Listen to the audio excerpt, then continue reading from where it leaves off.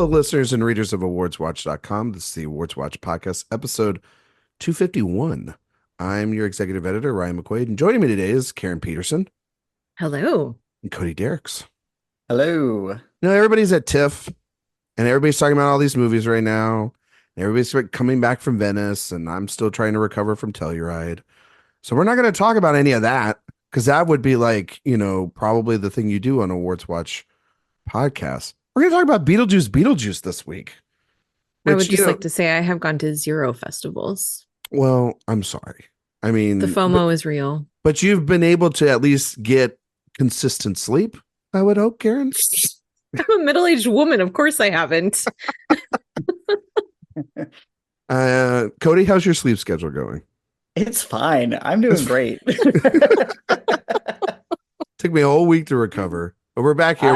I'm one of those people that when I do go to a festival, I am kind of a little baby about it, where I'm like, I need to be in bed by 11. I need to be awake by no earlier than 6. So you wouldn't do a TIFF Midnight Madness screening? Depends on what the programming is. I think some of them, the first one this year was The Substance. Would you have right, which is about 4 hours long. So I don't know. It is 2 hours and 20 minutes long. It is yeah. Well, now we know how Cody felt about that one. I haven't seen it yet. I'm seeing it Wednesday, and I'm actually very excited. We have an episode about that coming up in a couple of weeks. We're going to be talking about that and some other films coming up in a couple of weeks. But I did want to, I guess we can talk about some news that did break today. And just real quick, before we get into Beetlejuice and what we're really here, which is actually really the first award season movie of the year, depending on some people's predictions. I saw that The Brutalist, which was the last film that really needed major distribution from Venice and the fall festivals, that landed at A24. So A24 has got picked up Queer last week, and they have The Brutalist, they have Sing Sing, they have a lot of films. A24 notorious for picking up way too many movies and sending all of us way too many screeners. It always comes in like an envelope of just all these screeners all at once at the end of the year. Won the gold. It's our annual Thanksgiving present. It really is, right? Every year you're just like, oh, A24, thanks. I'll pass this around with the cranberry sauce. You know what I mean? just wish they would do the book like Neon does. Neon gets it right. I wish they would all do Blu-rays instead of DVDs. Well, okay, there is that, but at least Netflix does that. You know what I mean? Which when they decide to give us a movie, I guess, but because they didn't give us The Killer last year, and I was still very upset about that. Right. But we got a poster. Where is that in my house? I don't know.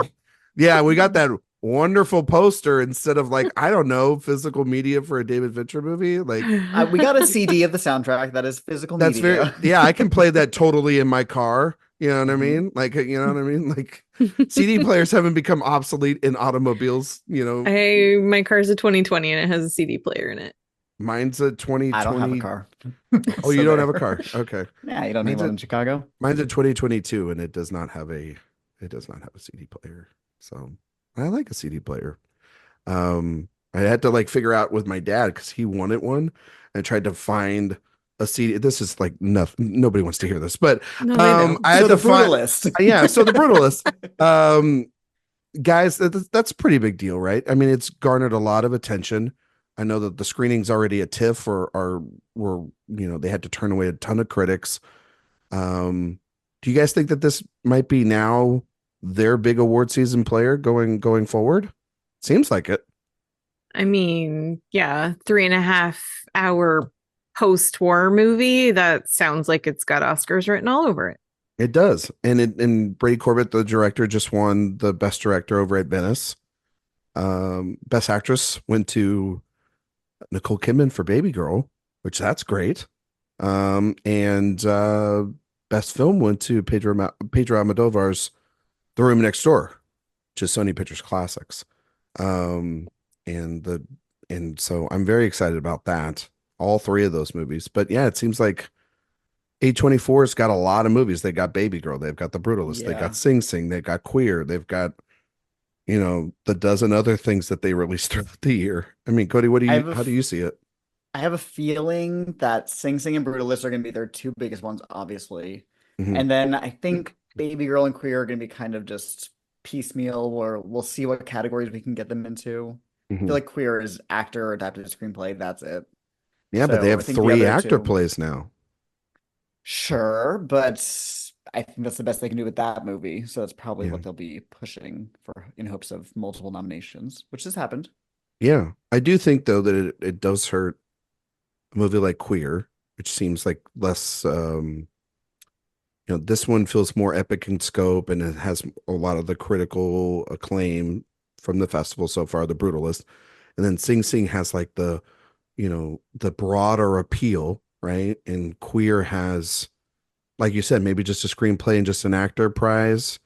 And I wonder how that'll play then, if that movie gets pushed aside, does that mean, Amazon and MGM, kind of like how we were talking, Eric and Sophia and myself were talking. I tell you, like, I don't think you can count out challengers. And Luca, if he has to like switch sides and looking over at that campaign, if that movie's still considered one of the best ones of the year and critics start getting a hold of that. So it'll be very interesting to see the chess pieces between his two films being at two different studios and how that kind of plays out. Obviously, he also has another film coming out next year. Luca is always so busy. That's the Julia Roberts, Andrew Garfield, Iowa Debris film that'll be coming out next year, and I believe that that's back over at Amazon too. So we'll see how that plays out. But we know how Beetlejuice played out this weekend. It was a massive hit. It made $110 million domestically. I don't know the international numbers just yet, but 110 million. 145 It made total. what? 145 total. 145 total, which Hmm. I mean is double what the original made in its entire run when it came out many years ago. Karen, What about adjusted for inflation, though? man, you're gonna make me do math on the show today? Come on. It's supposed to be That's just not, that matters. I get so tired, and I I'm not agree. saying this about you, but just in general, I get really tired of the way we all collectively talk about box office as if inflation is irrelevant. Like, No, oh, this I'm movie not. made the most any movie's ever made. Yeah, also movie tickets cost way more now, you know? True. That's fair. I just didn't do the math because the numbers just came in right like an No, hour it's before we did the fine. show. I wasn't asking you directly, like, oh, answer I this can look question. It's this. more I of can. just a like, sure, it did make more dollars than Mhm. the first movie did, but did it really? No, that's fair. I mean, I can look that up and see what $70 million in $74 million in Does Box 1998. Office Mojo not do that 70. for us anymore? I miss that. That website is a mess. I That, can't. I we know. we don't need to go into that whole mess. It's changed 70 a lot. million is about 190 million today. Okay. Okay. So All right. pretty good. Okay. All right. So So that's kind still of pretty on good. par, really. Kind of on Yeah. par. Yeah, exactly. Mhm. And only A little on bit this is lower. only on the first weekend, too. But I feel like there's a couple of things to talk about with this movie. Obviously, it's in the wave of legacy sequels, which is something we're going to talk about a lot today in our second conversation, and just what we like about a legacy sequel, what we don't like about those, some of our favorites, some of our least favorites. We've had a bunch of legacy sequels, I think, this year already. Some that have worked out, and some of them that I, at least for myself, I care to forget about those experiences at the theater. But I think that the most important thing here to really talk about up front is the director. I think Tim Burton, who is such an important director. I think for all of us, mostly, we grew up with this guy. We've seen his career in the peaks and valleys. Karen never reminded me a lot of our conversation a couple weeks ago that we had about M. Night Shyamalan, how Burton's had this sort of peaks and valleyness. He has a distinctive style to him that's really, when you're watching a Tim Burton movie. He's had a lot of, I'm just going to say, he's had a lot of bad movies come out in the last 15 years. And I think this is one of his better efforts, if not one of his best efforts that he's had in that run. So Karen, I'm curious what what you think of Burton and also your relationship with the first one. And I'm going to ask Cody that here as well too, but I'm kind of curious your expectations kind of going in, because like I know for at least in my household, this is one of my wife's favorite films, and she had massive expectations for this movie and was scared by every single piece of trailer going into Well, it. Beetlejuice is a scary guy. She should Well, be scared. he is a little bit of a creep. I mean, like, Yeah. I'm not bringing him over for Thanksgiving. You know what I mean? When the A24 screeners come in, Yeah. Gosh, my feelings on Tim Burton. I love Tim Burton. I've always loved Tim Burton. Two of my favorite movies when I was younger were Beetlejuice and Edward Scissorhands. Absolutely adore both of them. I still love both of those movies. I also, I remember seeing some of these in the theater. I remember seeing Pee-wee's Big Adventure and Batman and Mars Attacks and all these big movies in the theater. And then I don't know what really happened. I think Corpse Bride is great and Sweeney Todd. I actually will totally defend that I movie love that forever. movie. Yeah. And then Frankenweenie I love, but in between those and then everything that's kind of happened in the last 10 years or so, just until Wednesday, it's just been like this weird mess. It's like he kind of lost his spark, lost his magic. I don't really know where it went wrong. I don't know if it was going to work for Disney and doing the Alice in Wonderland movies or and Dumbo for that matter too. I'm not really sure. It's not like he had never worked with big studios before. He's done a lot with Universal and Warner. So I don't know. But I like I said, I also loved Beetlejuice. And so there's been rumors about a sequel for years. There's been attempts at possibly trying to do a sequel for a really, really long time. And when they finally announced that they were actually doing this, I still thought it was a joke. I didn't believe it. I really thought, like, no, they're never going to do that. And then they finally did. And then they started releasing pictures and things. And I thought, okay, maybe. I was cautiously optimistic. But the more information that started coming out about it, and then the first trailer and everything, I actually started getting really excited. I allowed myself to get really excited about it because I felt like this group would not have come back together unless they really felt like they had something worth making. So, that's all I'm going to say for now. Cody, same for you. Like Burton, where does he fit in your, I guess, becoming a fan of cinema? What do you think of his style as a director? First Beetlejuice, when did you see that? For a long time, Burton was kind of one of my guys, especially growing up as I did in the era of 90s, 2000s. That was really prime Burton territory right there. And I love Halloween. I really grew up with Nightmare Before Christmas, which I know is not his movie technically, but it's a Tim Burton production. Sweeney Todd is something that I was really in the bag for as, again, a spooky kid who loved musical theater. That was very much my thing. And then something happened. I think Alice in Wonderland is one of the worst films I've ever seen in my entire life. It's one of my rare 1 out of 10s. It's just a terrible time at the movies. Looks awful. And then it's just been kind of ups and downs since then. Frankenweenie's okay. I kind of stick up for Dumbo, weirdly, even though the fingerprints of Disney are all over that for the worse. But there's some gems in there. But it was very clear that I think we were kind of in either a fallow period for Burton or worse, he had completely lost it. Because we're coming up on nearly 20 years since his last well-regarded movie, which was Sweeney Todd. And going into Beetlejuice, I'm not somebody who would call the first Beetlejuice one of their movies. I didn't really grow up with it.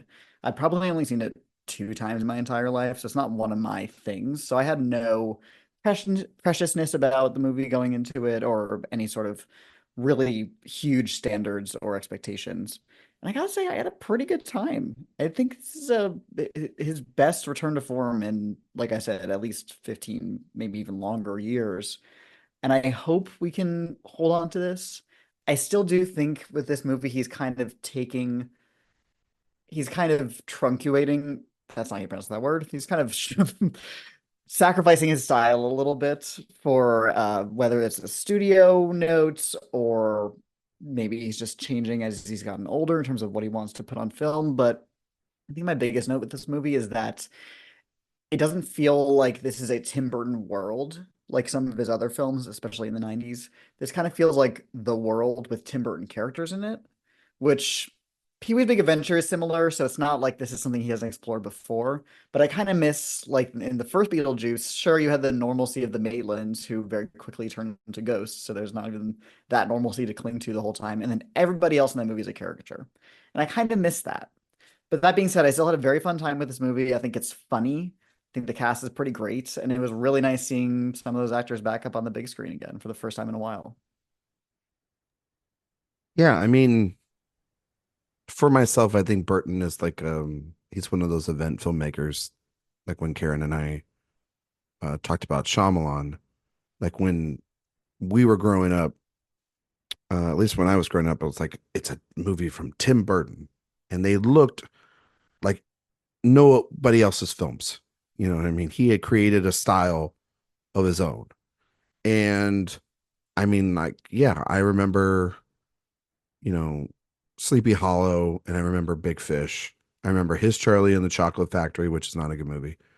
And and I remember his Planet of the Apes. And but I remember watching, like Karen, on VHS, I watched Beetlejuice and Batman Returns, Edward Scissorhands, and then a little bit later, that's when I caught up with Ed Wood. Mars Attacks scared the hell out of me when I was a kid, so I stayed far away from that one, just because it was a little creepy. But I remember seeing Corpse Bride, Sweeney Todd. I pretty much seen all these movies in theaters, at a certain point. And I do think if you both have hit the nail right on the head, I think it is the Alice in Wonderland problem, where, and I think also there's another problem that you guys haven't mentioned. I think it's the Johnny Depp of it all too. Depp and him, for better or worse, they enabled each other for a while.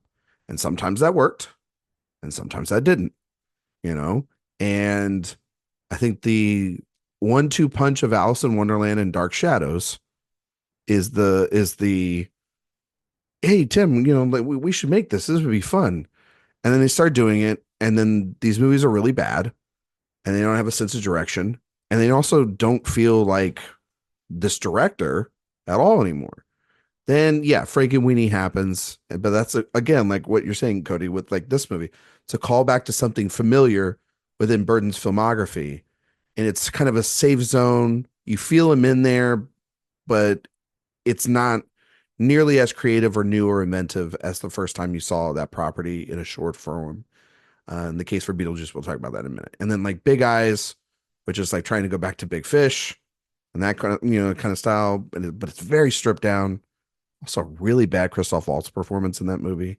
Amy Adams innocent, and then like Mrs. Peregrine's and Dumbo. That's like the most middle of the road movies. And then so he's hasn't made a film in 5 years, which is honestly kind of great, because I'd rather you not like make a bunch of schlock trying to create yourself and instead take your time and try to figure out what you're going to do.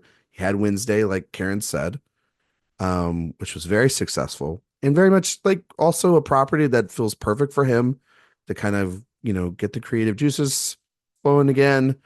That's where Jenna Ortega comes into this, because that's when she comes into this movie.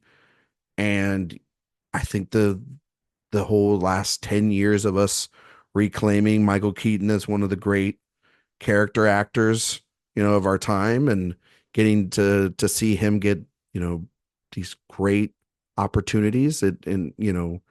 Yes, he also has been going back into his nostalgic bank as well last year with the Flash movie, which, that's, neither here nor there.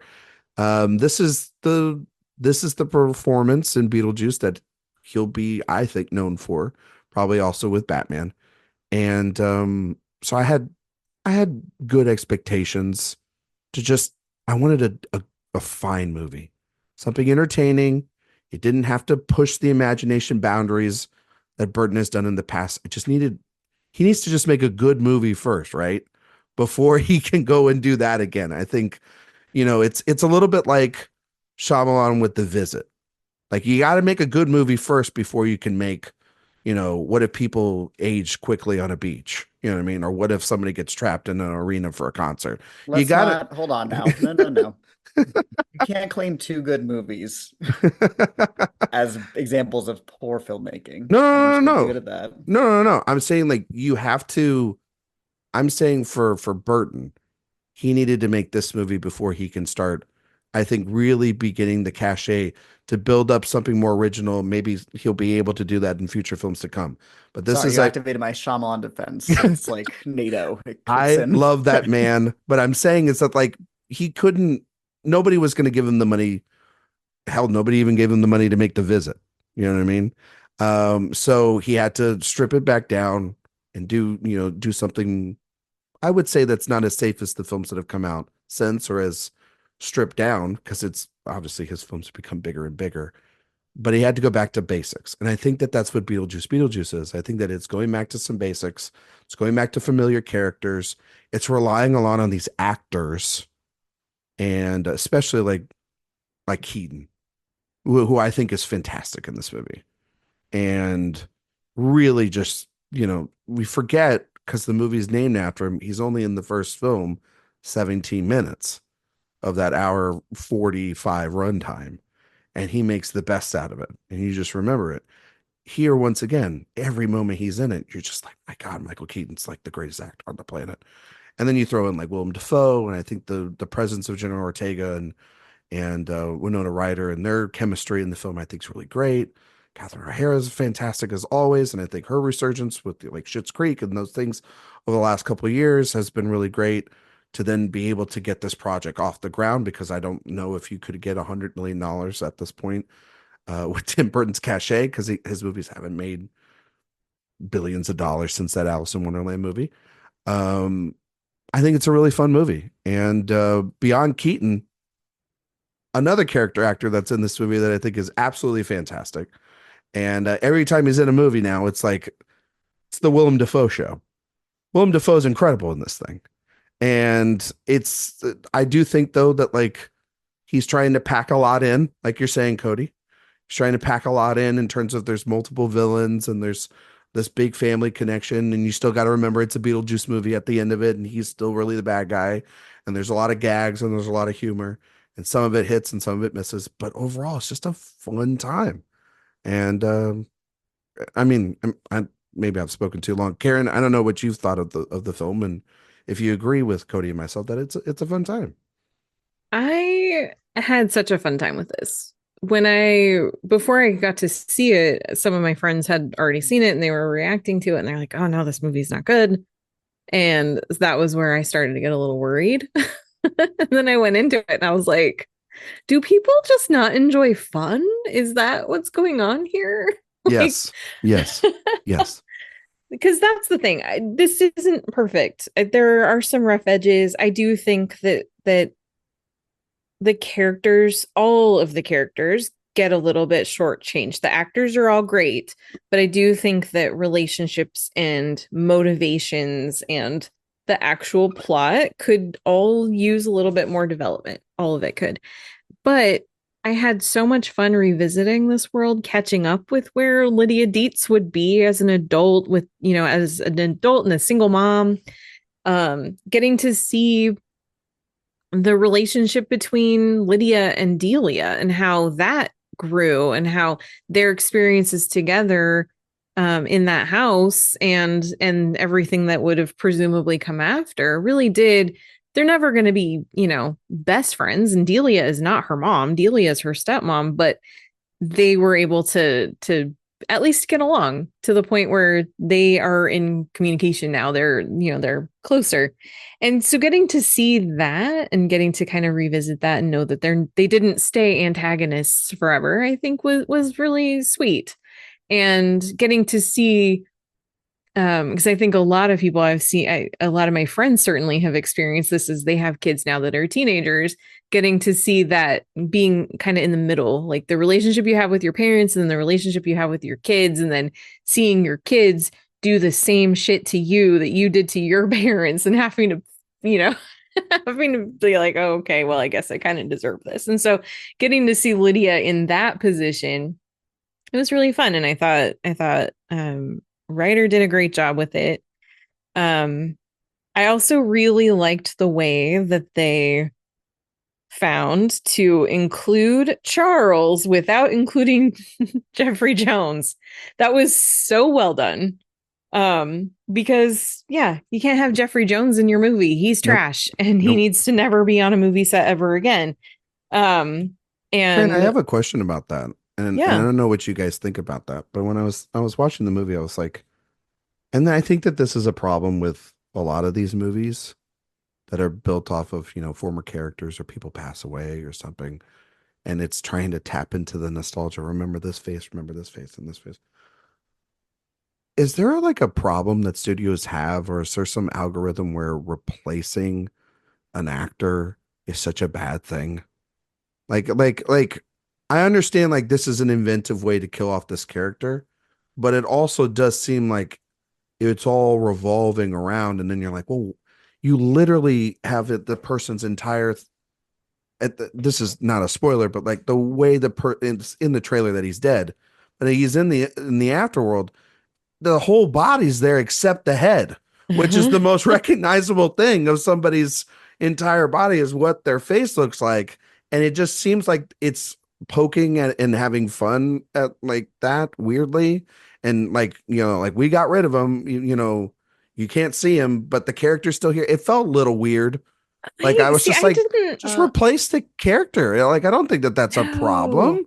Like, I didn't think it felt weird at all because I think Charles is not Jeffrey Jones. Charles is a decent guy. He he loves bird watching, and there is a claymation version that literally looks like him in the film, and it's him. Like it's not him. I get that, but I understand that, but it's still like you still want to have the likeness of that, and face they still there. use his use his picture. I felt like that was actually a really fair way to do it because of the fact that this really is a nostalgia legacy sequel movie.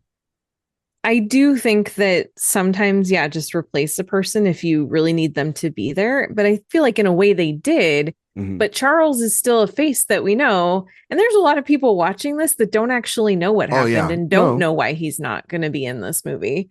And that's also fine. Like we don't need to dredge the whole story up again for them. But I actually thought this was a very inventive and clever way to include him in the movie without including him in the movie. That's fair. Cody, I don't know how you feel about that, but I mean, nowadays the way with these legacy sequels, the way they function is that the characters are as much a draw as anything else. So you can replace them with other actors, but then it kind of defeats the purpose of rebooting it in the first place because you want to see Winona Ryder back on the big screen. You want to see Michael Keaton in the makeup. And to Karen's point, I think the way that it was handled with Jeffrey Jones was kind of ideal, and it is like not saying like, and then Jeffrey Jones got eaten by a shark, but it's kind of disrespectful to his character in a way that feels like a slight against this asshole actor. So that I kind of liked, and I would rather that than them just kind of sidestep it in the way that they did the Maitlands, Gina Davis and Alec Baldwin. Yeah, they just make a tossed off reference to, there was a loophole, so they actually were able to move on. Wait, why couldn't Alec Baldwin be in this? Well, actually, I was reading. That was my first thought, was Alec Baldwin as well. But I was reading, and somewhere I think Gina Davis said something about it wouldn't have made sense for them to appear in the movie 30 years later, 40 almost, because they're supposed to be ageless beings at this point. So it wouldn't really. We would have probably unless they want to de-age them, which like I'm glad they didn't, because they would have done like the Star Wars kind of de-aging kind of thing too. Cannot stand that. I'm gonna say honestly, I loved that you get this sense of like the Maitlands, who are these really sweet people who just found themselves in this crazy situation because of an accident. They get a sense of peace. Yeah, to get that idea of like, oh, they got to move on. They're not stuck in this limbo, weird, crazy world anymore, and they're not trapped in their attic. Exactly. Yeah, they're not. I liked it for the characters because I agree. I like those nice characters, but I just the way it was handled, like on a writing level, I thought it was a little like. I feel like yeah. They got their loophole. They're sleeping on a beach. You know what I mean? But we also already got their story. Yeah. This is not about them. Yeah, so. No, for sure. Like their story felt complete by the end of the first film. And then this is very much Lydia's now full story. Like she's fully the main character now. Well, and the loss of Here. Charles is part of the plot. It's Yeah, not just like taking care of this canceled actor. It becomes part of that's the thing. his Yeah, ex-wife's narrative for the yeah. film, which I think Her actually narrative. works out pretty well. And can I just say how much I love that Delia isn't all freaked out to see running around headless husband. She's just like, yay, Charles, I've missed you. I'm so sad that you died. Let's go off together. It's like a woman that's like, I've seen The Dead and I've seen Beetlejuice. Like this is nothing anymore. Of course he doesn't have a head. Of course he's got blood spurting out of wherever. It's fine. Did you guys like Keaton as much as I did in this movie? Because I loved him in this movie. Oh yeah, of course. I was like, I mean, honestly, when I look at Michael Keaton's entire filmography, Beetlejuice feels like the character that is the most, I don't know, the most gutsy, I guess, of his, and the most bold. It's so different from anything else he's ever done. And getting to see him revisit that and do it, like just fully embody him again, I thought it was a really great performance. It's one of those where it's like, oh man, I wish people recognized the work that it takes to create such a character like this. well, he's played so many reserved, based on a true story, kind of Oscar grabby performances since Birdman, and and they're just And very. he's got another one coming out in a couple weeks. What does he have coming out in a couple weeks? Well, they're pushing for it. I haven't seen the movie, so I don't know. But he's got Goodrich. Oh, that's right. But like, I don't know. It just felt like it was like a jolt of energy to this actor that is mostly Karen, you mostly saw his career growing up as this comedic actor, Beetlejuice and Night Shift, and the dramatic turn was Batman. Nobody thought like it was, before Heath Ledger came in the fold and everybody getting mad online about like, can he play the Joker? It was, can this comedic actor play Batman? And, and Mr. Mom and all these, and all these great comedies. And it was just nice to see him just let it, no pun intended, let the juice loose and just have fun with this performance. And it felt like they were pushing it as far as they could. And it felt like in between, the 88 film and now, they've had these animated series and the characters grown in the culture enough where it's like it's even beyond what he delivered in the first film. So he kind of had to weirdly continue the thread of that character where he left off, but also remember a little bit of this manic energy that they've also invested in previous other iterations. And I thought he kind of nailed it. And it was, it was just kind of perfect. And he's got so many. It's so much fun to just see an actor just be like, okay, if I'm going to come back to this character, I'm not going to play some reserved version of it or some weird elevated I'm going to feel like I'm continuing where I left off. And I totally thought he did. I mean, like there was like the scene, like the entire scene in the church in the third act. It's just incredible work by him. And he just, I know that just keep saying Michael Keaton's great, but he really is great in this movie. And it's one of the more, I think, fun performances and memorable performances I've actually seen from a big studio film this year, weirdly enough. He's great. And also what's great about his character is that he is similarly not on screen very much, just like in the first one, because it would have been so easy for them to somehow make him the absolute lead of this film in terms of amount of time on screen. But I think the fact that he's not speaks to whether it was Keaton or Burton or the screenwriter, something that about them maintaining an integrity of the original, which I really do respect, because it would have been so easy to not do that. And I mean, the box office shows that like that's not affecting anybody's enjoyment at all.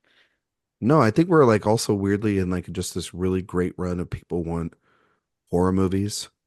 They want, sort of genre movies like this. I do think that also the legacy of sequel of it all too, and not seeing these characters in a while is place into this box office. And I mean, I'm not saying like they're going to make a ton of more of these, and probably shouldn't, because Burton's already come out being like, I'm not making another one in like 20 years or something. Like I'll be like 90. But We're not getting Beetlejuice. no, because you couldn't. Careful. You can't. God, Karen, gonna show up on this podcast, and I'm not gonna know how to get him out of here. Come on, that would be awesome. That would be awesome if I just had Keaton like ready to go for this show. I don't know. Yeah. Beetlejuice cubed, right? Is how they would call it. Like an alien, like an alien thing, you know what I mean? But no, Maybe I we mean can get Fincher to direct it. Exactly. Yeah. The E's are all threes. Oh, yeah. See, I like it. Yeah, you just turn them around and like, James Cameron's just like, what if there was a third Beetlejuice and the 3 in the B has like a money sign through it? But no, yeah, I guess so. Hey, that's how he's got to pay for those Avatar movies. But no, I mean, I do again want to reiterate, Keaton's not the only one that's great here. I loved Defoe. And I think he was great. Monica Bellucci was limited in what she did in the film, but served, I think, really this very menacing character, this soul sucker. She quite literally served. Yeah, right. She did. When she turned that dress black, I was like, oh, okay. I know what movie I'm in here now. And I did love like the, I know that they've said it's mostly practical effects. I could feel like them at least trying to do that, especially with like her character sort of like out of the box. That felt very like Burton, and also very, that felt very Wednesday-esque as well too. I mean you had the sandworms in there, which these sandworms looked a hell of a lot better than the ones in Dune. So but that's okay. That's okay. They did. They didn't. They did. Moving on. Yeah. This is a better movie than Dune Part 2. We all know it. Okay. Yeah, it's great. It's okay. Dune Part 2 kind of stinks. I liked that the sandworms were actually useful. Yeah. This time. They weren't just like this scary monster thing outside. They were actually able to use them. Yeah. Actually, like see their character design. Everything. They were kind of fun. What do you guys think of, I think one of my lesser favorite performances in this film, maybe also the character too, Justin Theroux? I thought he was great for the character he was playing. I thought he was perfect for that role, and the role is supposed to be just awful. So yeah. I thought he did great. He was funny. Yeah. It wasn't the most fun character. I would not be enthused to play this if I was an actor, but he did what he was supposed to do. No, I do think that it yes, but I do think it led to a great line from Delia. Oh shoot, dang it, now I don't remember exactly how she says it, but it's in the church when Rory's confessing everything to her, to Lydia about, I was just, I basically was after your money. And Delia says something about like he was using your pain. Oh, how did she say it? I don't remember. Anyway, it was a really good line. Yes. Obviously so memorable. So memorable that Karen had it ready to go on the show right now. Yeah, no, it was great. I did see pretty much all the quote unquote twists coming. Oh yeah. Especially the side story with Jenna Ortega and this as soon as she meets the boy in the treehouse, I was like, I know what's going on here. But it's still like, even though I saw all of it coming, and I don't think this movie's supposed to be very twisty at all or anything. Yeah. I just had a lot of fun with it. I kind of just like that. Maybe that is the thing about the Charles characters. Like, it just knows what it's trying to do. It's not trying to be anything else different. If anything, it's just trying to have fun again with this world. And I did like the fact that, Keaton and Burton really were the ones that had to, I think, come back in order for this thing to work. And that's the other thing, that's where I think the film gets credit, is like a lot of these legacy sequels, we don't get the original director. We don't get, we get the original stars before they don't have any juice left in the tank, and they're mostly just cameos passing this on to the next generation. I didn't really feel like that here. I don't feel like this is like then Jenna Ortega's movie. It's writer's film, really, when you watch it all said and done. And like, yes, I think O'Hara and I think Ortega, they are along the ride with her, but it is very much her film. And I mean, like, I think I saw something online where most of the audience went, like 25% of the audience went to see it because of Jenna Ortega and Winona Ryder. And I think that has a lot to do with the fact that, not just Wednesday, but Stranger Things has done really well over the last couple of years on Netflix. And those are two very successful, popular television shows. We've seen the resurgence of them. It kind of felt like just the right perfect storm to come back to this world right at the right time.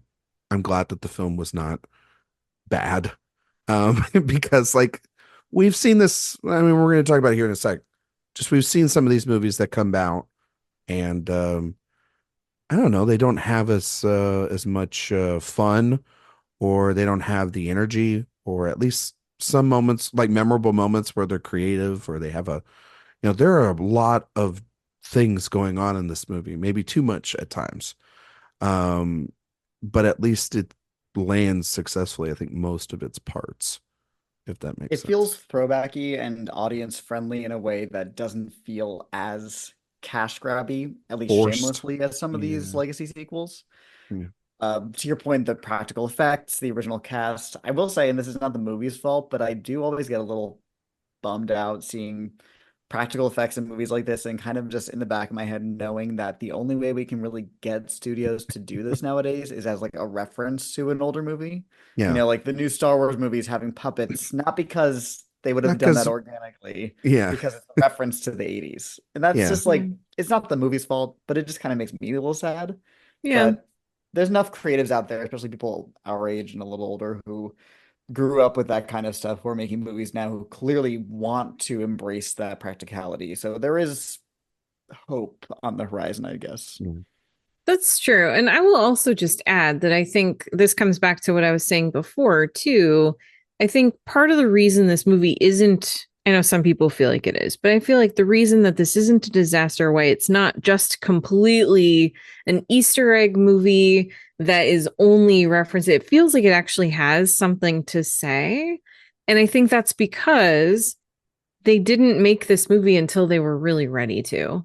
And they didn't make it until they actually did have something to say and a story to tell. They didn't have to make it. This isn't something, I mean, like I said, there had been rumors or wishes for a sequel for a really long time, but they could have never made it and it would have been fine. They didn't make it until they were really ready. Yeah. And they were, and it paid off big time. And kind of the year needs more hits like this, and some of the legacy sequels that came out this year, some were hits, some were not as much. But that's where I think we can say that everyone's seeing Beetlejuice right now while everybody's at the festivals. And so it's a good movie for everybody to see. There was a lot, my audience was filled, different ages. And so, yeah, I hopefully they don't make another one, but I think they kind of stuck the landing here, and it'll be really interesting to see what Burton does next, honestly. With this good word of mouth, with the success, it'll be interesting to see the next film that can come maybe in the next couple of years from him.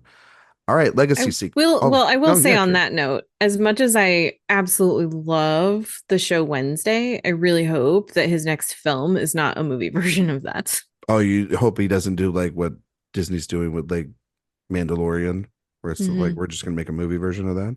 Yeah. I don't think he'll do that. I hope he does something else. I think they're gonna. I mean, if Netflix pays him enough, he probably will. Well, that's true. There it is. God damn it, Karen. Now I got to think about that in the back of my head. No, I mean Sweeney Todd 2. Let's go. I don't need him to do everybody die. Big Fish 2, bigger fish. You know what I mean? So just tap into that. No, I actually hope it's something original that he's been wanting to make for a while, and we get to see. I think it's likely. Yeah, imagination. I think Apparently that's likely. his likeliest upcoming thing is a remake of Attack of the 50-Foot Woman. Hmm. Sure. All I'll right, watch it. I'll watch that. Why not? Interesting. That'll be Gillian interesting. Flynn adapting it, apparently. Gillian Flynn adapting it? Yeah. Hmm. All Okay. right. According to Wikipedia. So All right, who knows? let's go. Love Gone Girl, Love Widows. Let's why not? That also might just be another thing too. Is like he might be one of those directors, Ridley Scott, that needs to have a good script in order to make a good movie. I don't know. You know what I mean? I would say most movies should have a good script to be I good, would but agree with that. call me Yeah. crazy. I'm with Cody on this one. Well, if you don't write your scripts, like, you know what I mean, anymore, Okay. that's fair. I think Um, every director should at least make a movie that they did not write. That's fair. I think most have. Most have. There's Most a lot have. that haven't, though. Yeah. A lot of younger directors haven't yet because they're, Yeah. because they, still write and direct, but, maybe over time, Okay. Legacy sequels. We had a ton this year, I feel. Are we talking about the ones from this year? No, we're not. No, I'm just saying, Okay. they're in fashion is the point. That they are. Yeah, they are. I mean, we had Furiosa, which is like a legacy prequel, I guess you could say. And then we had Twisters, which tried to be both. Its Yeah, own that thing one couldn't and make up its mind. couldn't make up its own mind. Yeah. This is very much it. I mean, we have. The connective tissue there is I know, but leather. this yeah. So- I know, but they were like, And it the is a Dorothy sequel, but device. Yeah, the Dorothy device is there. Like, I mean, they pretty much wanted it to be a sequel, but didn't have it. I feel like they couldn't get Helen Hunt and other I people to don't get think back on they board asked there, her. which is dumb. Like, just Yeah. go into the nostalgia. It's okay. You can't tell me Maura Tierney's role is not supposed to be Helen Hunt. Here's what I really think, and I know we did. did an episode and we talked about this, but I really think that they intended to make it a reboot, and then there was so much interest and attention on it that they were like, oh crap, people aren't going to like it if it's a reboot. We need to make it a sequel, but then they didn't really do that either. I'm telling you, when she comes out of the shadow, I was still thinking like the whole time, even though like they all said it wasn't going to happen, I was like, it's going to be Helen Hunt. It's going to be Helen Even Hunt. though you'd already seen a picture on the refrigerator. Exactly. Of Maura Tierney. Maura Tierney and everything. I'm like, no, Helen Hunt's coming out of there. You know what I mean? And then, Maura Tierney come out, and I mean, she's still great in the movie. I'll take her in every movie now, please. But yeah, I mean, it's I guess what we've come to expect from movies like this, especially with properties, is if you're gonna go full nostalgia, just go all the way. So I guess for yourselves, this is where we can start this conversation. The legacy sequel. We've kind of talked about remakes and reboots before, but I think that the legacy sequel, which is something that has been kind of like a word that's been invented over the last couple of years, really, when these started coming up more and more, this connection to the past while also continuing the story with new characters, really came up big, I think, in like the Creed, Force Awakens sort of era. That's where we've really had those. Now, there were films definitely beforehand that we can talk about that are very much fit in this, in this location of movies that now exist in this universe. But what do you guys think about legacy sequels overall? Like, I feel so conflicted about these damn things, because it's like, one, it just feels like continuations of stories that obviously we love, but also then it feels like we're not creating really anything original at times too. It feels like a lot of just, no offense, but member berries that we're feeding audiences. And some can be great movies within that. Some of them can't, some of them are disasters, but I don't know. What do you guys think of a legacy sequel when you hear that a movie's going to be essentially that? Cody? To your point, Ryan, I just realized that 2015 was kind of the year of this really kicking off, because we get the two you mentioned, Creed and Force Awakens. We also get Jurassic World and Fury Road. So it's a lot of Hollywood looking back at the past in that year specifically, and it's just been off to the races since then. Overall, I don't have a strict like I don't like legacy sequels or reboots or requels or whatever you want to call them. I do think the worst of them are when it's really obvious that they're just a cash grab. When Yeah. there is very little creativity involved, or they're kind of just dragging elements from the past back into a movie, whether that's actors or like props and costumes, things that don't really, you know, have anything artistically to do with what's happening here. And the best ones, I think, are ones that usually either look back on the original property with, I don't want to say critique in like a negative way, but with a new perspective, which I think the Star Wars sequels do pretty well. Uh, or the Matrix Resurrections from a few years ago, which was very much not what audiences wanted from a Matrix sequel. I don't know if anybody wanted that, to be fair. I did, and I And loved yes, it. I Other did. than fans of Yes. like us of the property, we were like, All we were right, all Ryan, for you're that. outvoted. Motion passed. Movie No, of the I year. love that So- movie. Don't even. That was in my top 10 of that year. I love that movie so Okay. much. But no, I agree with you, Cody. It's like, what do you do with a movie like that? If it's Right. trying to, I think, subvert the form and try to do its own thing, and it maybe not be what audiences just want to be fed, which is that same story all over again. Right. I You know mean, what the I mean? joke is like, why are we still making Jurassic Parks? Like, we know the actual park as a concept is not going to work. They We should have 6 never movies about this. like it's the same thing over and over again. We got a new one Mhm. coming out in a couple of years.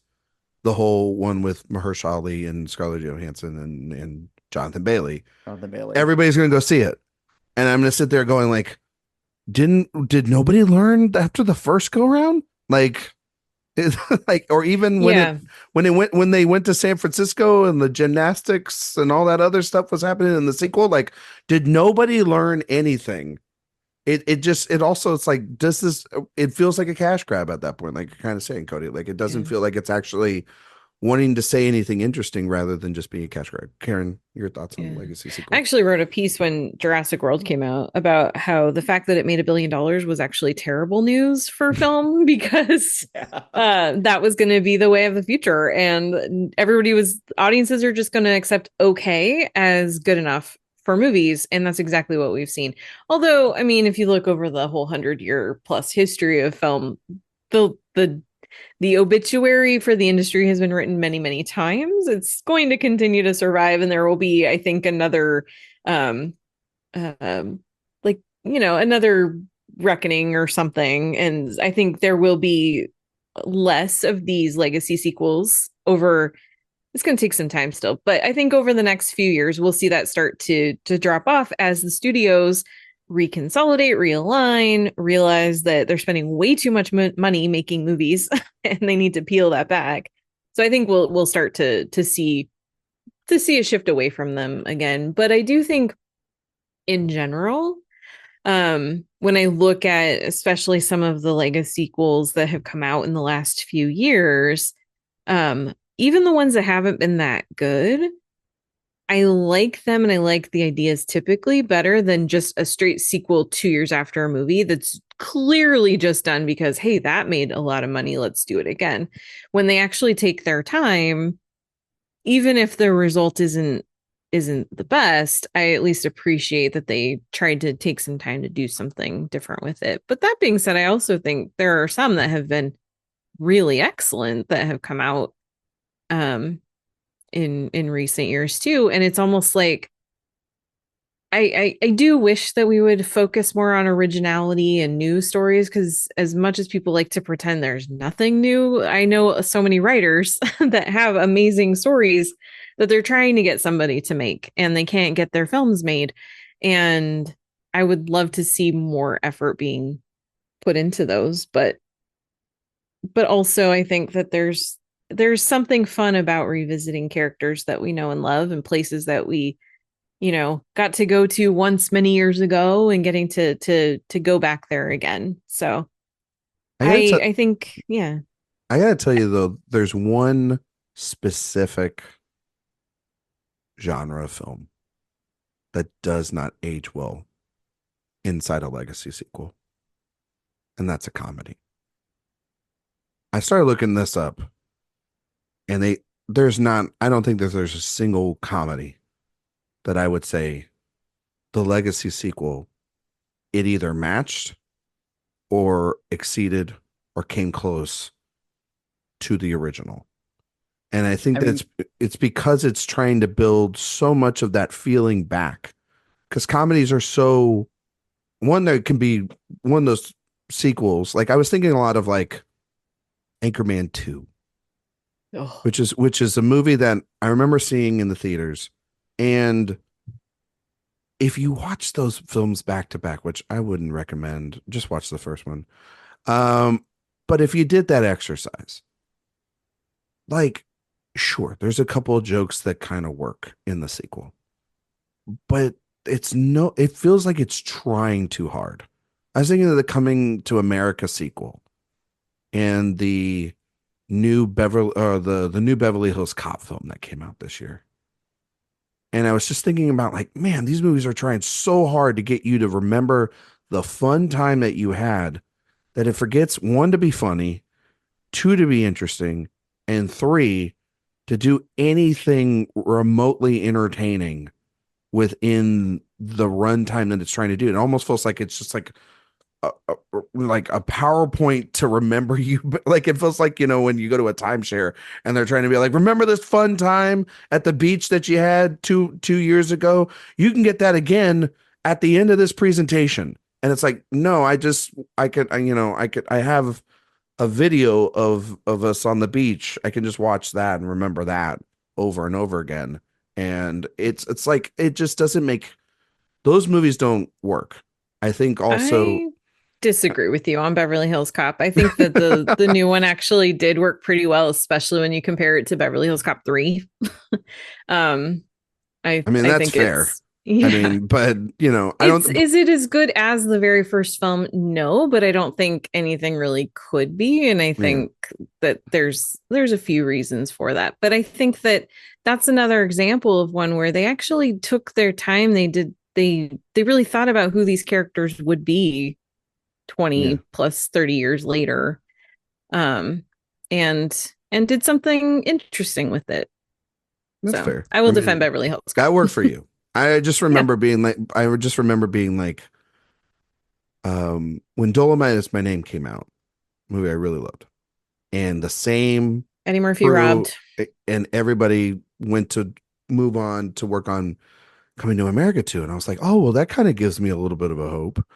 And then you watch the movie and you're like, my God, this is awful. Like this is bad. It's rough. And so bad. And so it doesn't also even like, because like McKay and Farrell, they also did the sequel to Anchorman.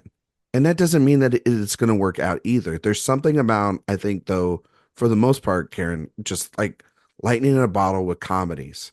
Now, I think like action movies, because, and like there's just something about, I noticed that most of these obviously are action films that are on my list that age well, but there's also, I think that there's something about a comedy where like a comedy shouldn't be 2.5 hours long. It should be, like within an hour 45. And so it's kind of hard to recreate all that, but, while also being funny at the same time. And comedy sequels are hard in general because comedy works best in brevity. It has to be fast and loud. Not always as a rule, but that is kind of just the way the medium works. Yeah. So when you're trying to replicate that in a sequel, it's tough. And it rarely works. It's true. Although I will defend, and I know I'm one of the only people who will defend it, but I actually really loved Bill and Ted Face the Music. I thought that there was so much that movie did well, and it makes me sad that a lot of people hated it so much, but for me that was one where it was more modern humor. It wasn't trying to be 1990 humor, but it did capture a lot of the feelings of the original film. So it's one I haven't caught up with, actually. So I'm gonna have to catch up with them. But I'll take you. A lot of people didn't like it, so that's why I think I was. So temper your expectations, but I really loved it. So I think that's the other thing. I think it's funny. I think that's the other thing too. It depends on your fandom to the property, and I think also your expectations going in. But then also to Cody, your point, and Karen, I think you also said this too. Um, some of these movies just transcend any of those expectations, and they're just damn good movies. And Mhm. they're excellent movies. Like there's some on this list that I'm like, these are some of the best movies of the year, of their own year, decade, the decade so far. You know what I mean?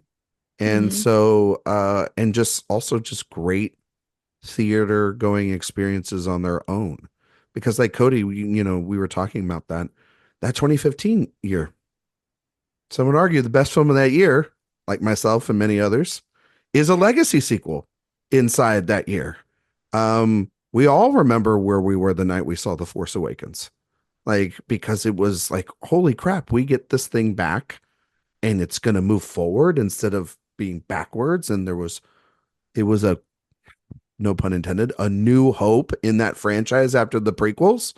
And we kind of got that. And we kind of went to that over and over again. And if they're done effectively, yeah, we're going to go see them probably like 2 or 3 times.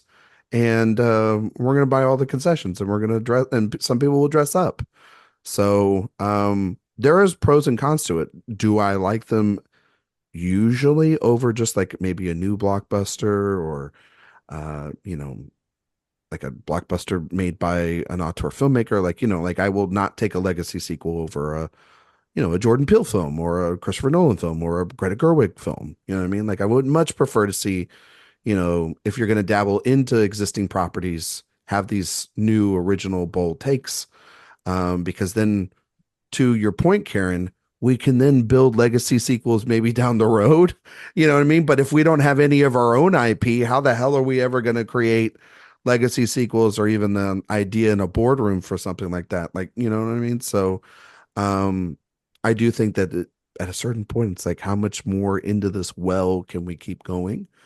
That being said, do you guys have some films that you want to highlight here specifically that you love, or maybe it's the other way. Maybe there were some that you don't like, and you and you have an experience where that those expectations had kind of rock bottom for you. I mean, I'm sure that there are some on both ends, but I'm kind of curious.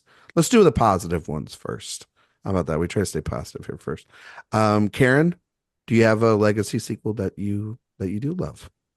I think everybody who knows me knows my favorite legacy sequel, at least of recent years, is Top Gun Maverick, which is so great in so many ways. It's and that's another one where they could have made this movie many times. They tried to make a sequel in the 80s. Didn't work out. It never got off the ground. And when it finally came together, it was just this perfect alchemy where everything just came together at the right time, the right director, the right stars, plural, a great script, just fantastic crafts. Everything about it just really worked. It's such a good way to recognize and honor the character that is at the heart of the story without and like and recognizing that someone like Maverick, was never going to rise through the ranks, but would probably stay in the military as long as he possibly could because he had nothing else to do. But also, what does that look like for someone like him?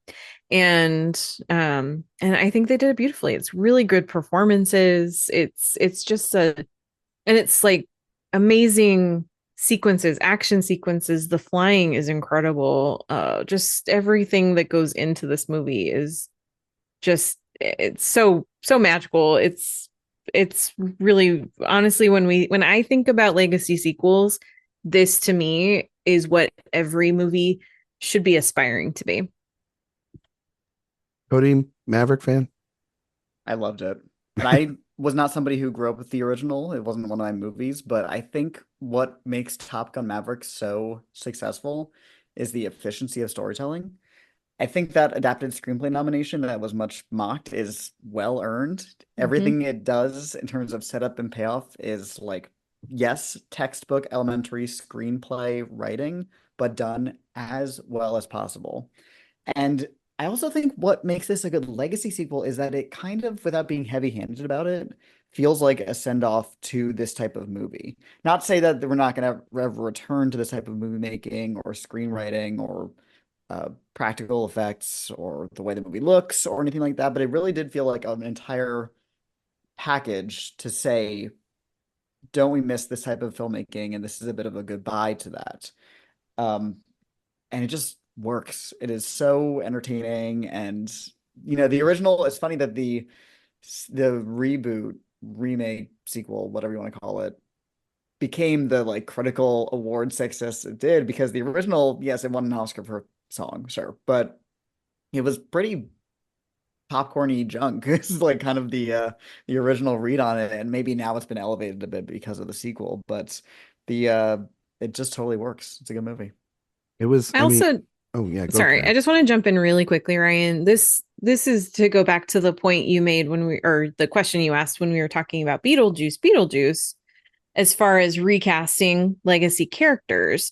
I think this is a perfect example of how you can do a great movie that doesn't have to do that. You can still bring in a character. In particular, Iceman, of course, Val Kilmer, he doesn't act anymore. He can't. He's not able to talk.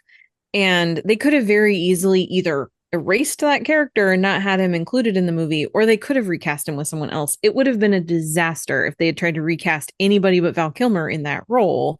And the choice to actually bring him back for this and give him this one scene that he has is this emotional depth that was so unexpected and really leads to a scene that had so many men crying in every screening I went to. It was just like, I mean, I was too, but like movies that actually make men openly weep in a crowded theater, like you're doing something really special there.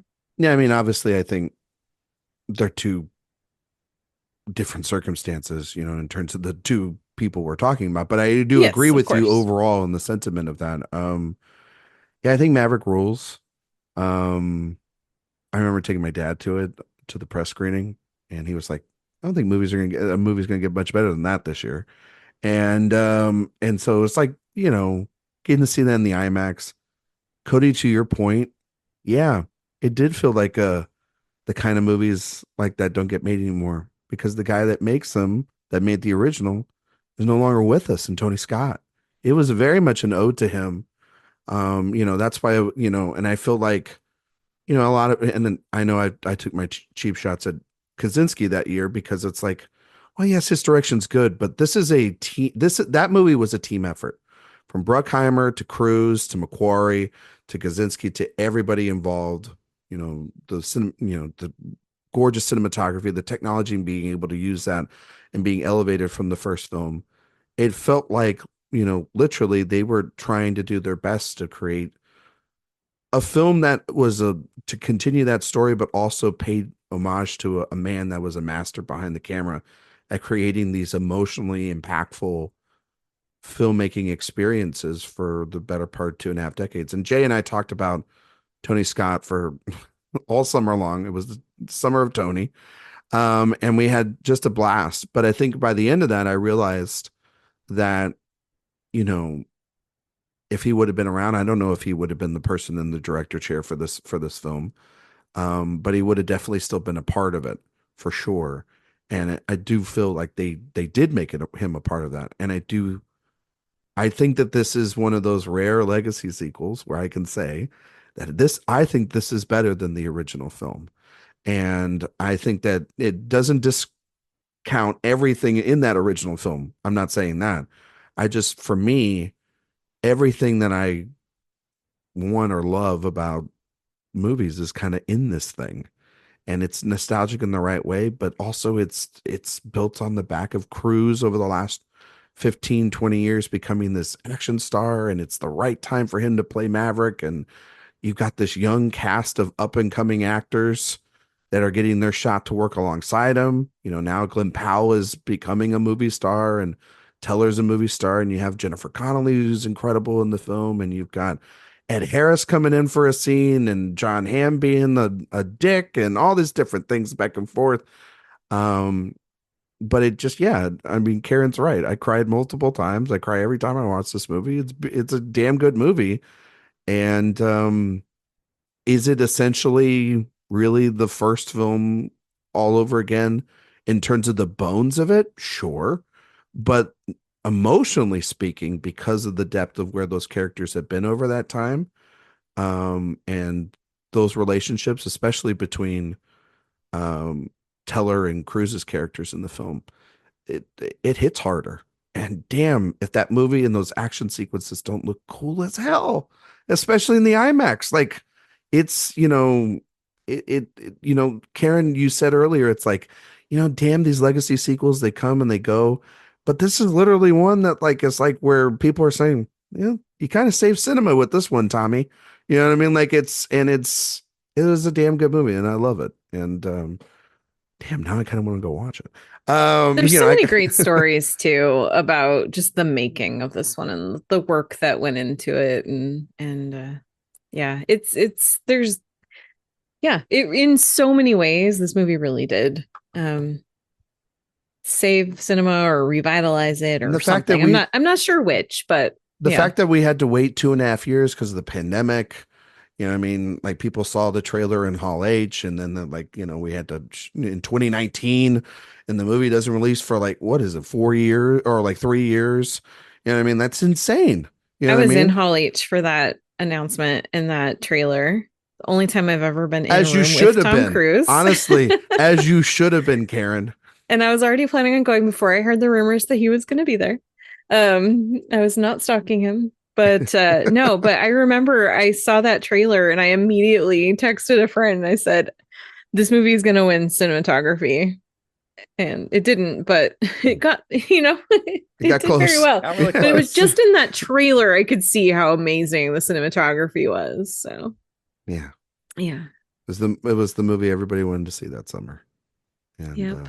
so Cody, do you have a film that you love?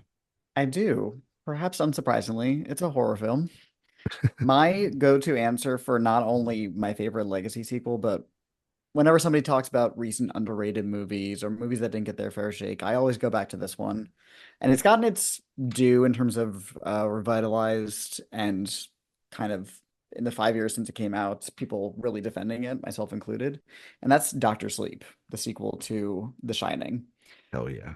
Directed by Mike Flanagan, who just had a film premiere at TIFF called The Life of Chuck, which I'm very excited for. He's one of my favorite working directors. The man does not miss. I've seen everything he's done, including all his Netflix stuff, all incredible.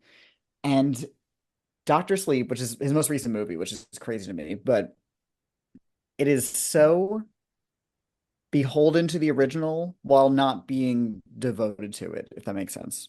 It's very much based on the book, which is similarly not really trying to recapture the exact energy of The Shining. It's telling a different type of story. It's set in different multiple locations as opposed to the original, which is set in one spooky hotel. And the thing about the movie that is kind of a miracle is it has to be a sequel to the movie The Shining, which Stephen King famously, for some reason, hates, and the book of The Shining, which has a different ending than the movie. And it manages to thread the needle perfectly. So much so that in the last act, when you finally get to the overlook, after, if you watch the director's cut, 2.5 hours of build up to it, it feels so earned. And to your point, Ryan, this movie does recast all the people playing characters from the original for obvious reasons. It's been a long time. A lot of the actors are at the time were no longer working or had passed away, but they don't also try to make them look or act exactly like the characters and the performances in The Shining. And I think you can kind of justify that by having it be, both movies are, you can argue, from the perspective of Danny, the younger child. And so memory refracts and changes over time, and people's perspectives change and get either locked into how they thought of somebody as a child or gets readapted to their circumstances as a grown-up. And this movie really visualizes that in a way that I find strangely moving. I find the movie very emotional, and it just totally works. It is scary. It's powerful. It's one of my favorite movies of its year, which was a great year for a film. and I will not stop bringing it up whenever I get the chance to, such as on this very podcast. Rebecca Ferguson. Oh my God, I didn't even My mention her. God. An Oscar incredible Ware. performance, you know, terrorizing Jacob Tremblay as one does. Um, an incredible movie. I remember seeing it in theaters that year, and I knew there was a lot of division over it. You're right, Cody. There Mhm. was. And I remember being like, one, I think Flanagan is a genius. I think he's one of the only people that kind of truly understands, how to adapt Stephen King properly, and really understand how to then also provide his own spin on that at the same time without compromising, like you're saying, the original text. And it was such a weird announcement that King wanted to return to this character with this book. And I remember the book was divisive as well too when it came out, because there's such, The Shining is a classic, both on the text and then obviously in the film. It's one of Kubrick's best films. And I just remember watching the film, and it is a completely different experience while also at times trying to capture imagery and memory and trauma of your past and how that passes down and your responsibility of Danny growing up at this point. I think McGregor's fantastic in the role as well too. And it's that creepiness around every corner that Kubrick's film is known for, that I think Flanagan slowly builds back up in the film. And so, yeah, it had to be on my list. I still think it's one of the more surprising films I've seen in the last 10 years, because I was surprised at how effective it was for me. And I was just like, how do people not like this thing? Like, it was like, That's how I feel about it. it was like, I was sitting around here. I'm like, am I crazy? Like, that's the thing when you like a movie and everybody else was like, yeah, it was all right. You just go like, I think I'm insane. But Karen, it looks like you like it as well too, right? I would absolutely let Rebecca Ferguson have my soul. I wouldn't even fight her for I it. don't. I mean, Too very late, she has important. mine. Very Try important again. person. Yes. But yeah, no, I totally agree with you guys. I remember reading the book when it came out, and then when I heard that there was going to be a movie, I was just like, how? The story is so complex and so weird that I couldn't imagine how certain things could possibly be represented on the screen. And then the movie came out, and I was like, wow, he did it. What you were saying, Ryan, I think is right. Flanagan is one of the few filmmakers that really does understand how to. I think Miss Machete did a great job too, but with it. But I think Flanagan really understands this macabre horror world. He's done so well with adapting Poe too, and Shirley Jackson, and what he gives us with Doctor Sleep is something that really does honor like you both said, honor the original film, honor the original book, manage to blend those together in a way that doesn't feel it feels like a natural marriage, really. It makes sense. It comes together. Both of them blend together so well organically. And Cody, you were saying, like, for some reason Stephen King didn't like the movie. And yeah, I mean, he's talked about how he really felt like it didn't do justice to Jack Torrance's character, and the Jack that he envisioned in his story was not what Jack Nicholson gave us on screen. And I understand his point, having read the book and many times and seen the movie many times. I understand his point, but I disagree with him. I think that they both work so well as two separate things.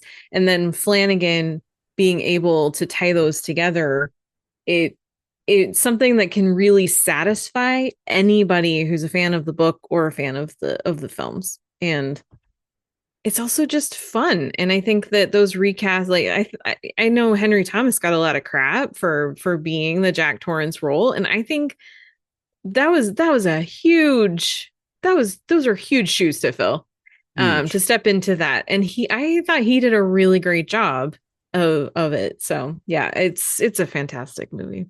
Good movie. I love it. I'm gonna take a detour from something recent because I feel like I feel like I know what you're gonna say.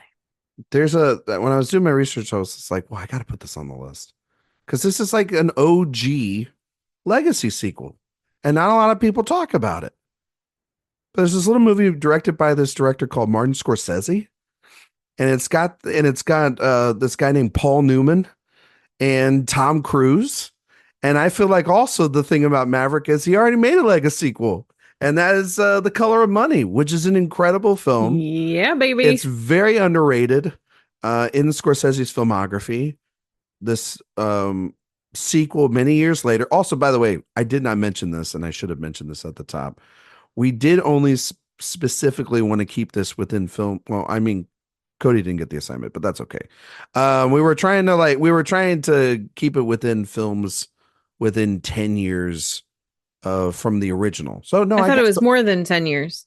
I thought we did 10 years. I thought I said 10 years in the text. Yeah, more than 10 years. Yeah. Okay. Yeah. More than 10 years. So yeah. Dr. Sleep was a sequel to The Shining, that's right. which was yeah, from I'm 1980. sorry. That's right. Yeah, he's good. I'm sorry. My bad.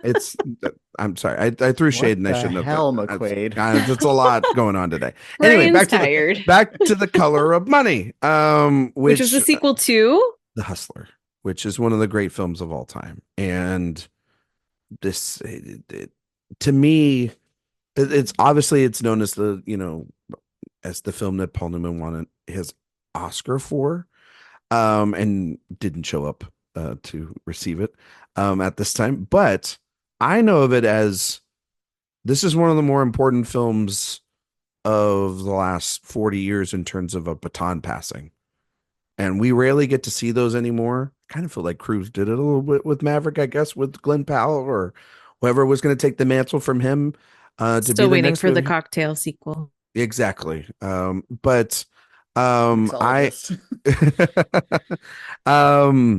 actually that would be really interesting with the mixology going on in the world. Anyway, this movie is a passing from the great movie star, one of the greatest movie stars we've ever had in Paul Newman, over to Tom Cruise, while also feeling organic within its own right. Scorsese shooting the hell out of these pool scenes with this soundtrack, Werewolves of London playing while Cruise has got that hair and he's got the t-shirt and he's taking these guys to school. And, but for me, obviously, it's Eddie's story still at the heart of it. And it's about what I think so beautiful is like Vincent is the future. Vincent is going to be the thing, either, in the sport, in filmmaking, whatever the case may be, right? Like Cruise is going to be the future if you really look at it like that.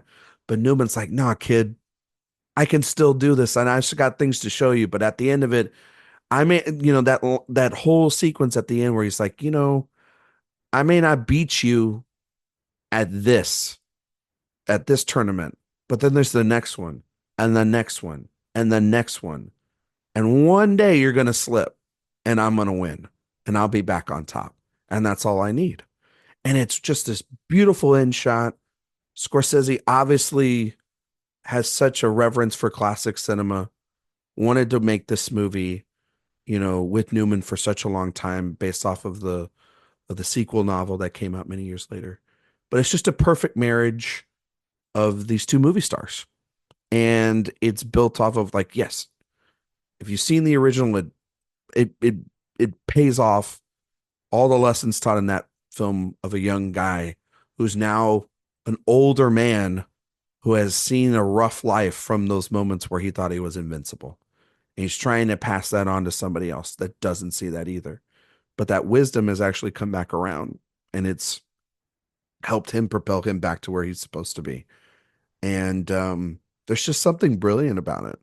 And I don't think, because everyone wants to talk about that Martin Scorsese can only make gangster movies. It's a hell of a sports movie, and it's propulsive, and Thelma's editing is astonishing. And it's one of her best efforts with Scorsese, putting this movie together and making you feel like pool games are as propulsive as flying in a fighter jet in Top Gun. And so yeah, it's one of the OG picks. Had to pick it. The Color of Money, great movie. Probably like I think it's in my top 10 Scorsese because I remember loving it so much, and it meant so much to him. You read a lot of the stuff behind the scenes, wanting to work with Newman.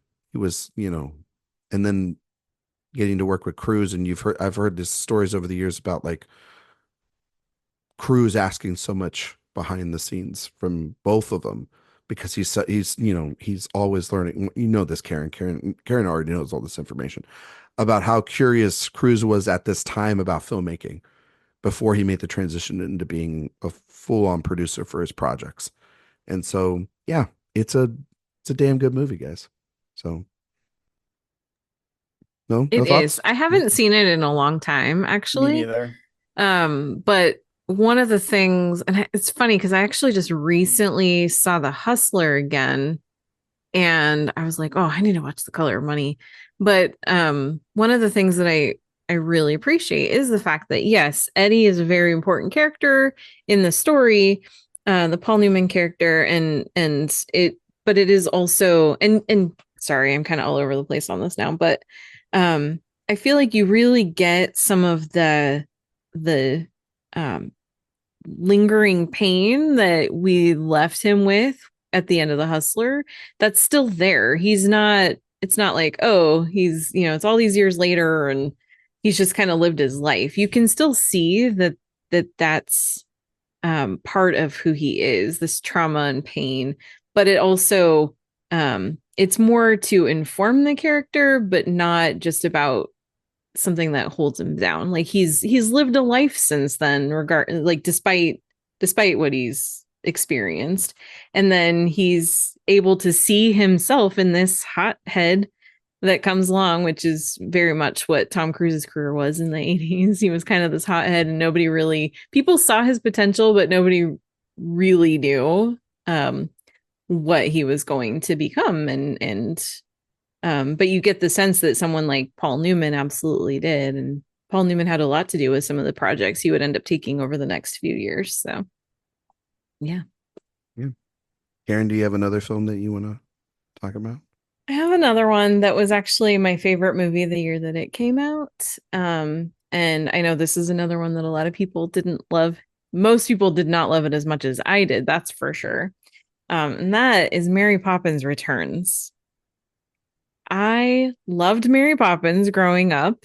Julie Andrews is a goddess, and I love her so much.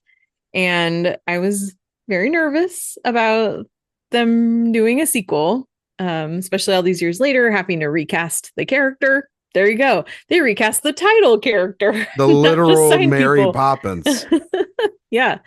And but one of the things that I think makes this movie work so well is the fact that you have Emily Blunt stepping into the shoes of Mary Poppins and not trying to be Julie Andrews. She makes this character her own. And one of the things that I think really works about that is the fact that you kind of get this sense, because Mary Poppins is this kind of magical, mystical being, and you kind of get the sense that she personalizes the message to whatever family she's working with. So it makes sense that she wouldn't be exactly the same as she was for the Banks kids when they were little. Being now with this next generation, she obviously would need to change things a little bit because the kids are different, the circumstances are different, and the things that called her back to the family are very different too. I think Rob Marshall is very, very good at directing musicals. Maybe there's an exception there, but we don't need to get into that.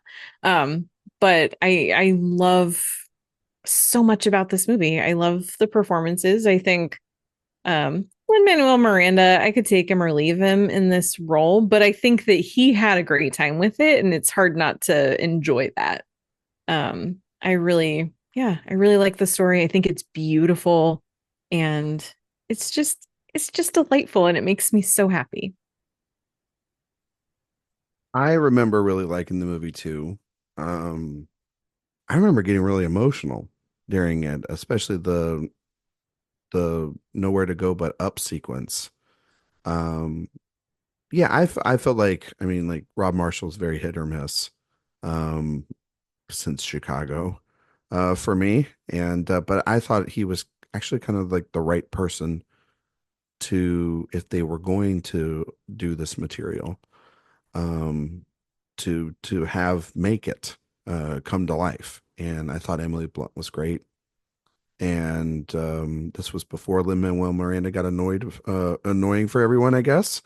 Before Scuttlebutt, right, guys? Cody's favorite I've just song. gotten that out of my mind. Sorry, I didn't mean to bring it up. I've been going through therapy to rid that from my psyche, and you just slammed it back into my the frontal cortex. Scuttlebutt. A whole year of Anyway, therapy undone, Ryan. yeah, Good yeah, job. you're welcome, everybody. But yeah, no, I really like the movie too, and I mean also too when talk about nostalgia, when Dick Van Dyke gets on that table and starts doing the little dance, I was like, oh, damn it.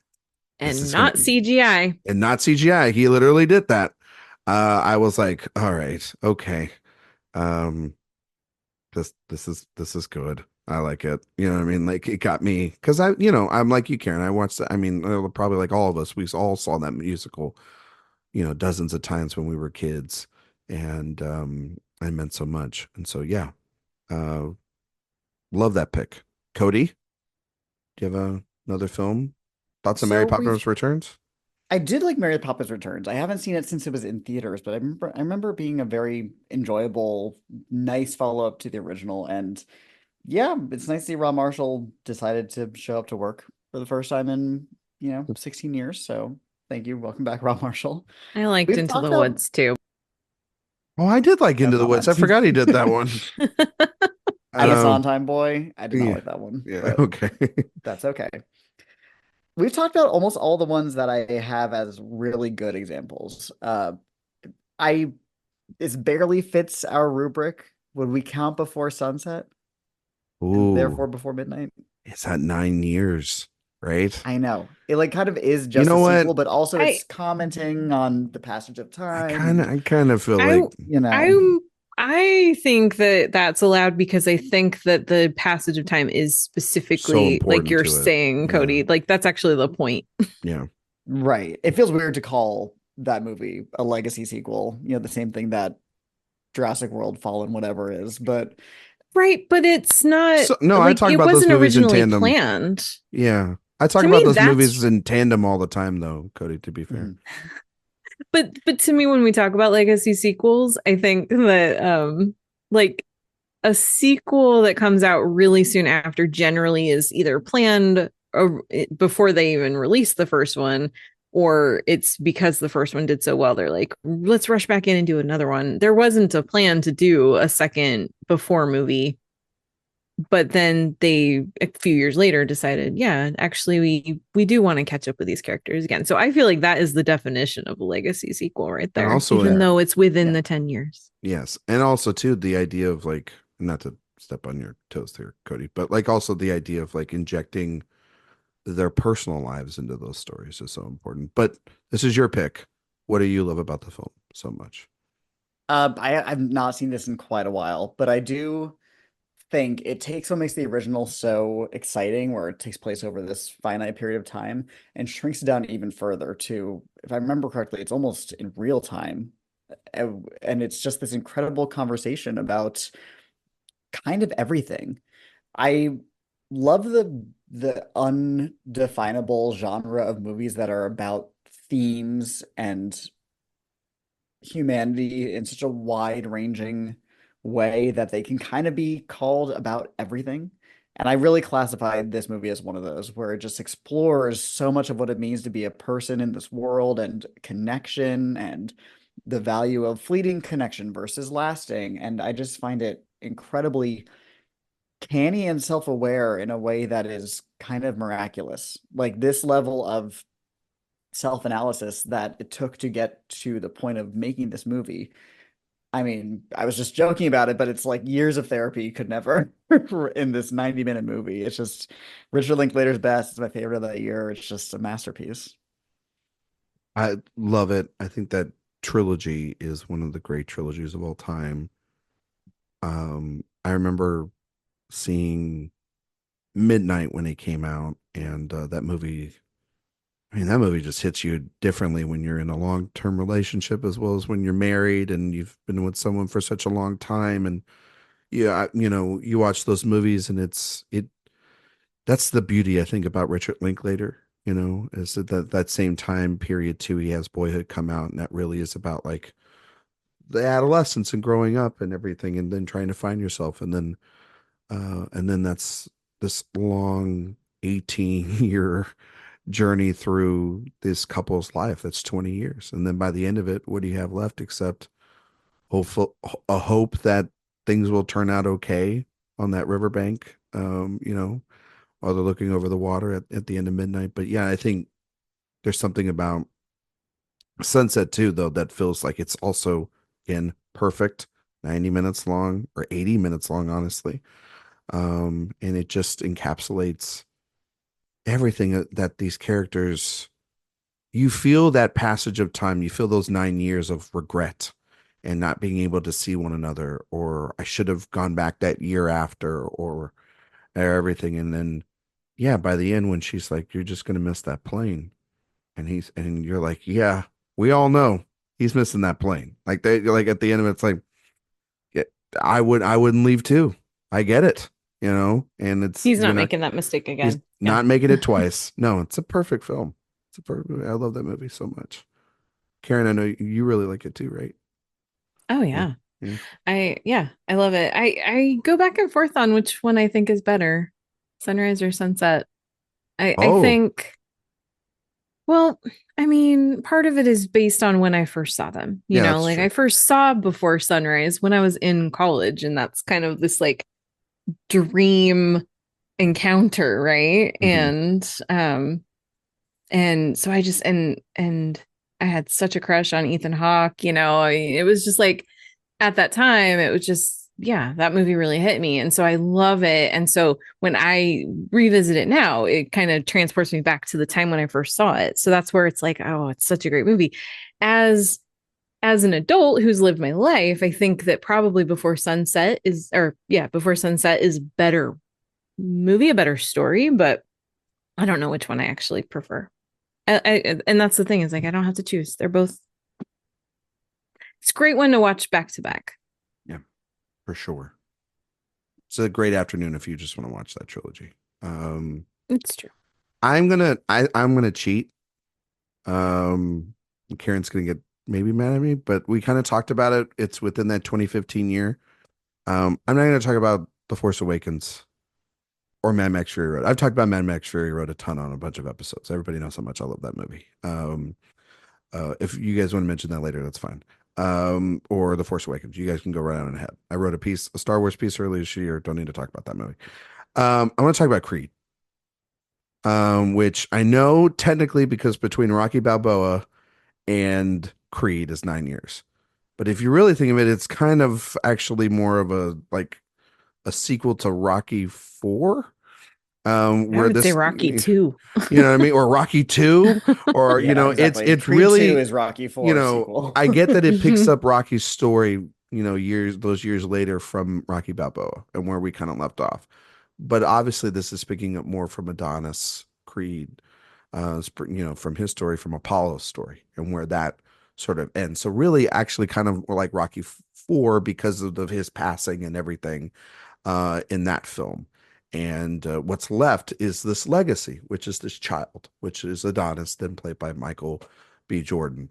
I had to tell you this. I remember seeing Fruitvale Station and thinking that Coogler and Michael B. Jordan had the goods at the end of that movie. And I was just like, man, this is whatever they do is next, is going to be exciting. When I heard that they were going to do the Creed film, I was like, this is not going to go well. Because like we all know about Sylvester Stallone having this deep control over this franchise. It is literally his. And then we found out he was involved, and I was like, oh, I don't know what this is going to be. And I got to tell you, Thanksgiving weekend in 2015, when this movie came out, I could not tell you how excited I was by the end of this movie. I wanted to watch it again.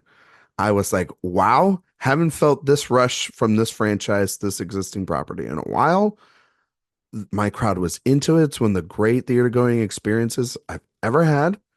Fun story. Never, I don't think I've said this on a show, but if I have, I apologize. Um, the the director Robert Rodriguez was at my screening, and he literally sat in front of me, and he brought his whole family, and my family was with me. And before the screening, I was the only one that like saw him and acknowledged. I knew exactly who he was. He kind of pointed at me and he said, "Hope you like it."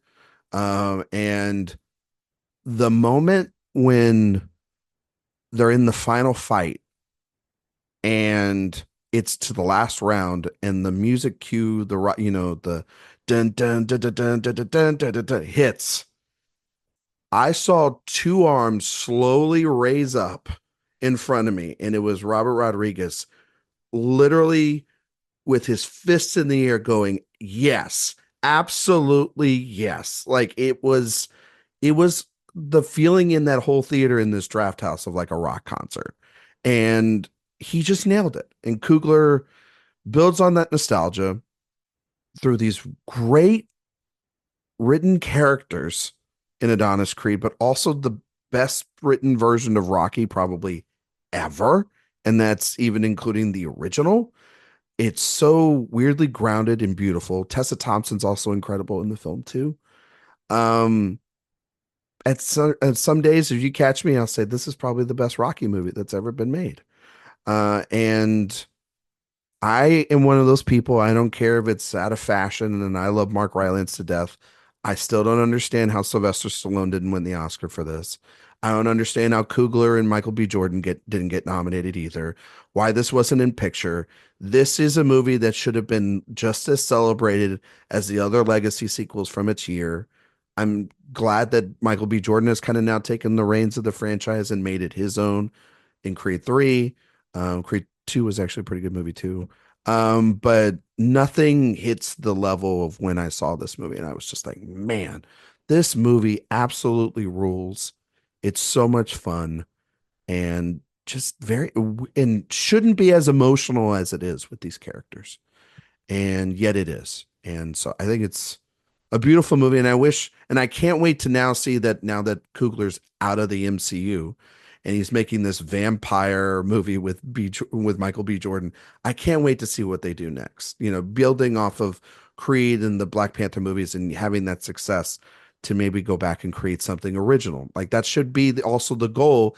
If a elevated or auteur director steps into a property like this, is to then be able to, if they're successful, I think be able to then create something of their own afterwards, even if they created something special within property that others have created before. So Creed is a movie I had to talk about. Sorry, it's like a year off, but I felt like it was like a weird movie in the timeline. It's so weird.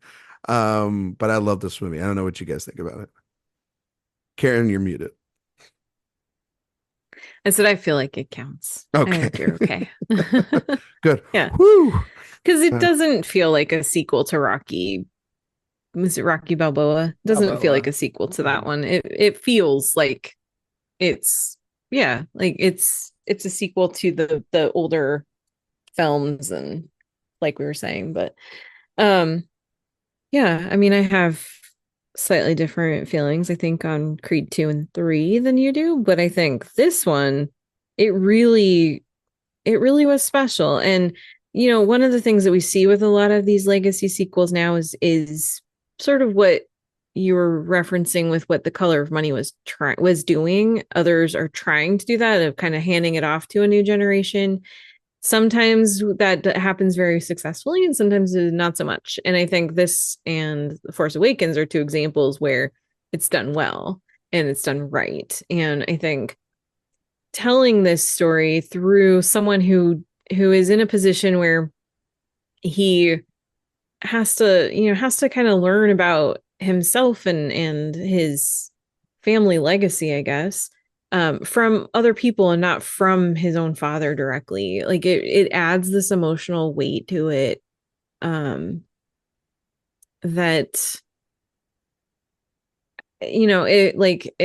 Yeah, I don't know how to explain exactly what I mean, but I think that it does make it feel like a different type of sequel, a different type of movie, and a really beautiful way to take the ideas of this franchise and create something new out of it rather than just rehashing old material.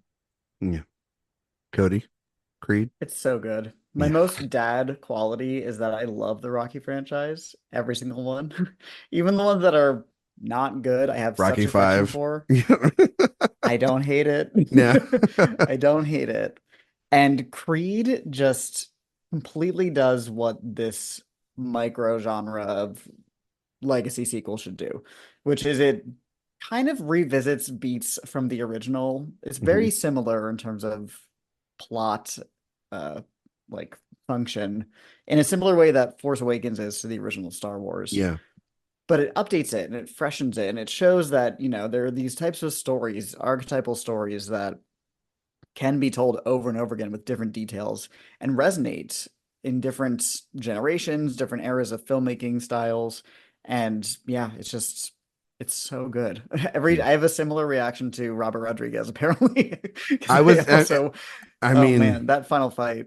in the final fight, that moment when that needle drop hits in, I'm full tears. And it's just like, yeah, I mean, like to see Rocky, to see a hero at his most vulnerable point of his life, and this kid needs him the most, and they're both battling. Yeah, it's like, damn you, Kugler. This is great, and you don't think that you need it, but that's why it's not Fury Road for me.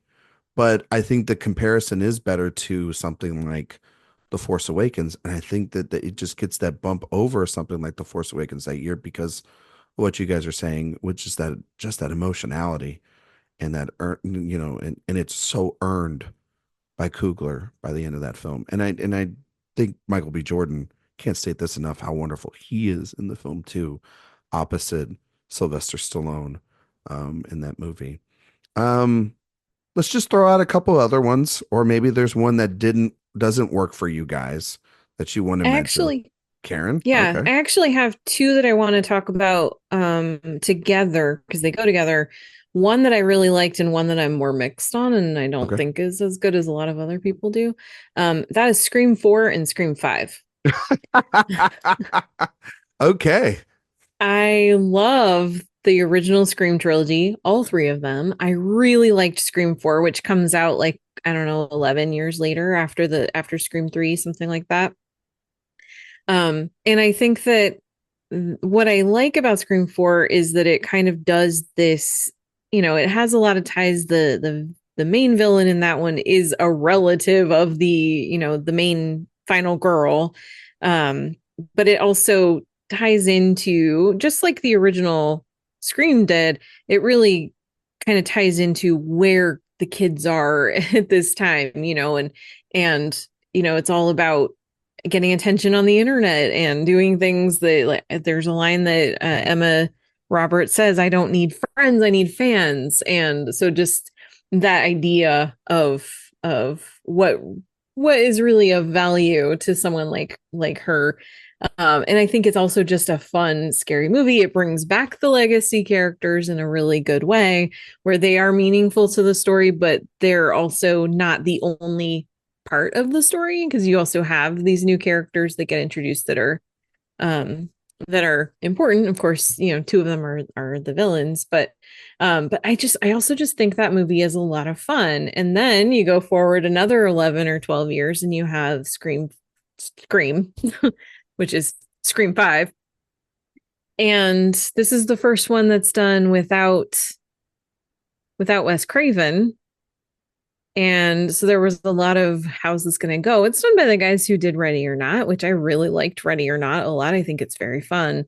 It goes in a different direction with the legacy characters. And I think that the idea there was interesting, but I think that there's just something missing from this movie. I've never quite been able to put my finger on what it is. Something about it just has never quite worked for me.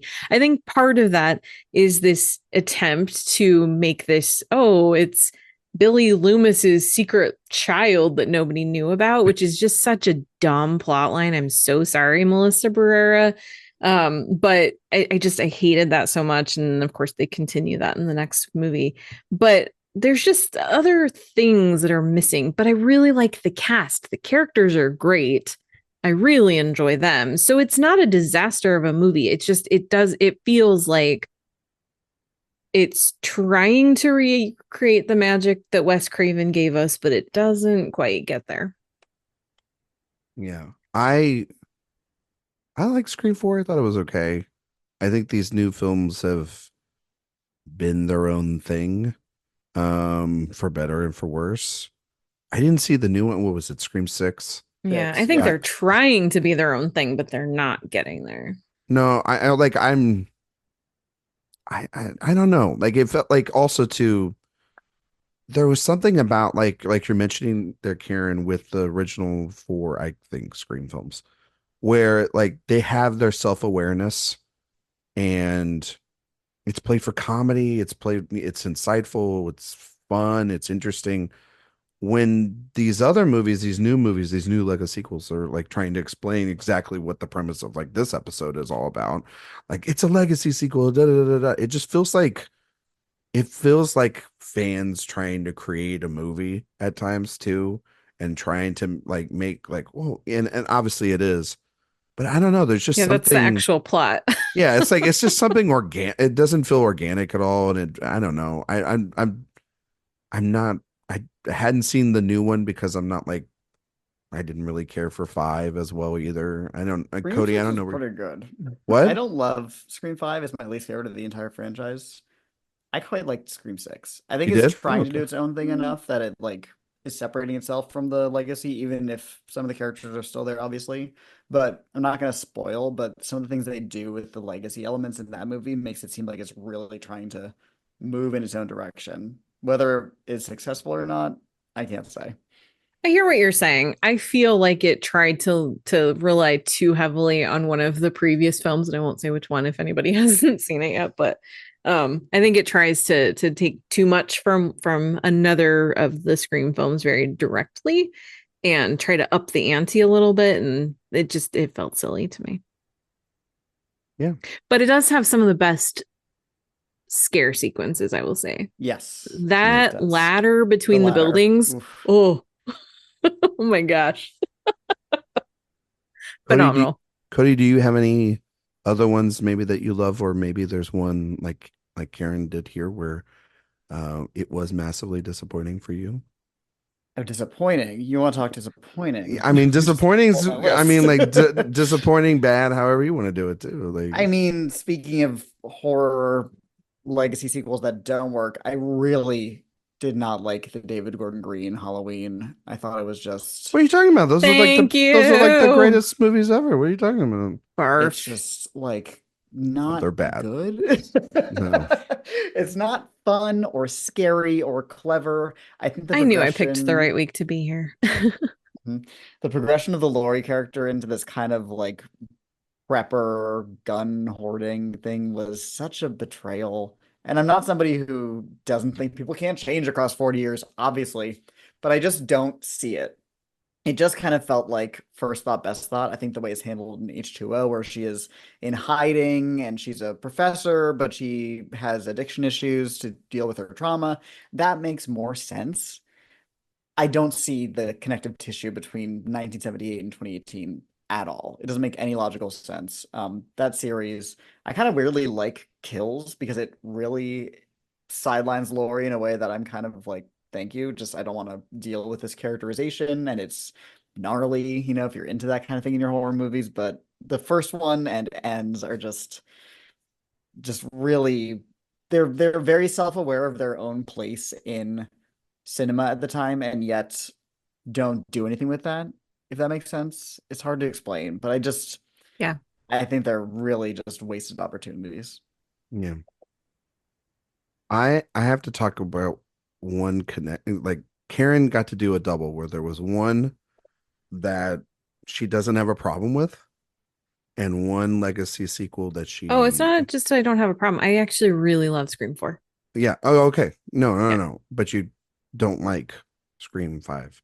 correct. And I kind of felt a similar way. Don't And I say know it. this Don't is say it. what, what do you think I'm going to say? I don't know. I don't know. I'm scared. So I've never found, and this always gets me in trouble, but I never found Kingdom of the Crystal Skull to be that bad of a film. Okay, that is not where I thought you were going. Okay, that's fine. And I think that that movie's a hell of a lot of fun, and it's goofy, and really like the whole self-seriousness of like, oh, what have they done to Indiana Jones? Like there's these flying monkeys and bugs and stuff. I'm like, his heart literally gets ripped out of his chest. Nazis' faces melt off.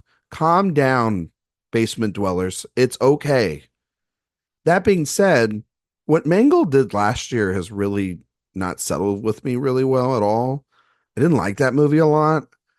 Just because it felt so been there, done that for Indy's Last Ride. I thought the de-aging sequence at the beginning is terrible. And I like Phoebe Waller-Bridge. You can put her in anything. I don't understand the wastefulness of Antonio Banderas. I thought Mads Mikkelsen, we've seen that performance from him a dozen times. Hoyt Holbrook is kind of just like just an asshole throughout that whole movie, and it just felt very I understood why Spielberg didn't touch it because like or didn't want to go back either because it was like it didn't really feel like I earned any of that and didn't need to go back there. I thought Kingdom of the Crystal Skull was a better send off and better, you know, closing of the, Henry Jones Jr. storyline. And, beyond the problematic actor that plays his son, like it does, and like at that time gave a good performance, had good chemistry um, with with Harrison Ford, and also the stuff with Karen Allen in Kingdom of the Crystal Skull is much better than the stuff in The Dial of Destiny, and just feels really weird.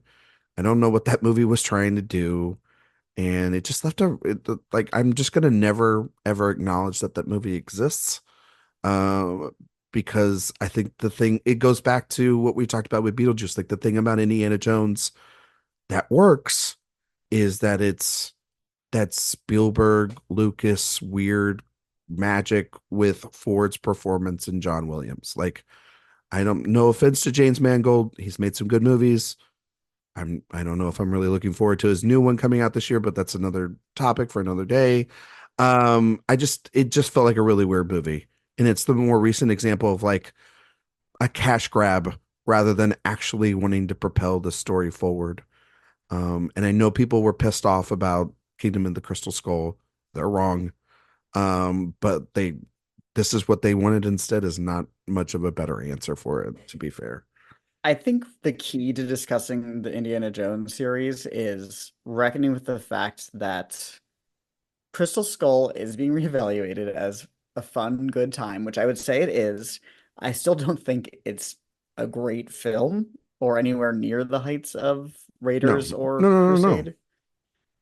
Dial of Destiny, though, feels way more shameless in the all the worst qualities of what we're talking about, why these movies exist in the first place. It feels so cash grabby. And the fact that it, you know, made almost $400 million worldwide and still was a bomb, I think it's just really damning to this type of filmmaking, Yeah, this lack of quality or audience engagement.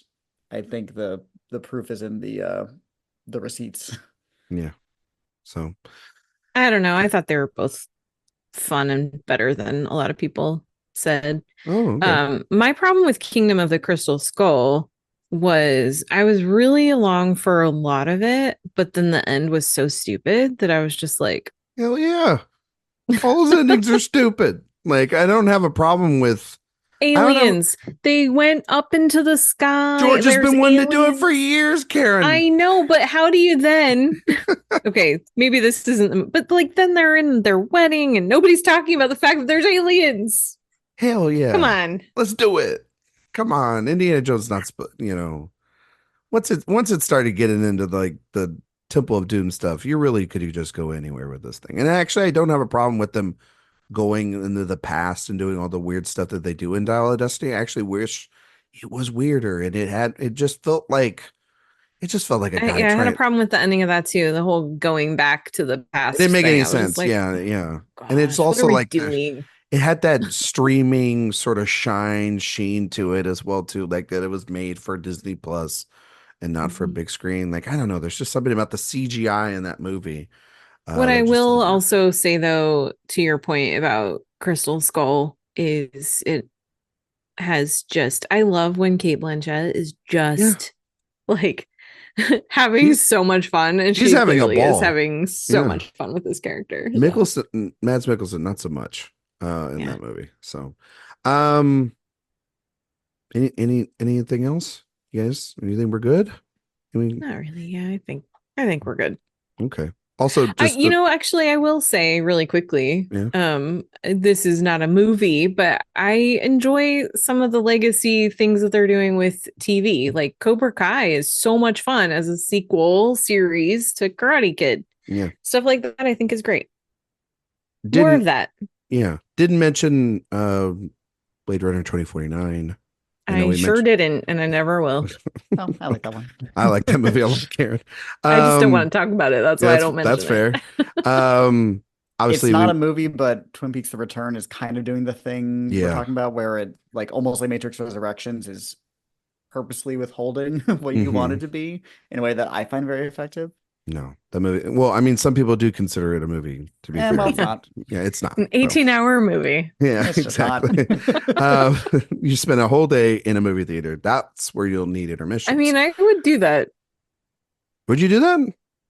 You need like breaks though. If I had snacks and I had breaks, and yes, I absolutely would. Yeah, Matrix Resurrections we mentioned. Weirdly, the Star Trek 2009 film. I don't know what we would classify that. I saw that on a list. I'm like, I don't know if that counts. I guess it's a legacy sequel. Spock is there. Yeah, right. So it's weird. Such a weird movie. It's enjoyable. I like that movie. I like it. In the like the where, how do you classify it kind of thing too. It's a good movie. I see legacy sequel on that one. Yeah. It's really not a reboot. It's It's more continuing, even though it's trying to be. Go back into the past was a different storyline. Yeah, like a different timeline. So yeah, interesting stuff.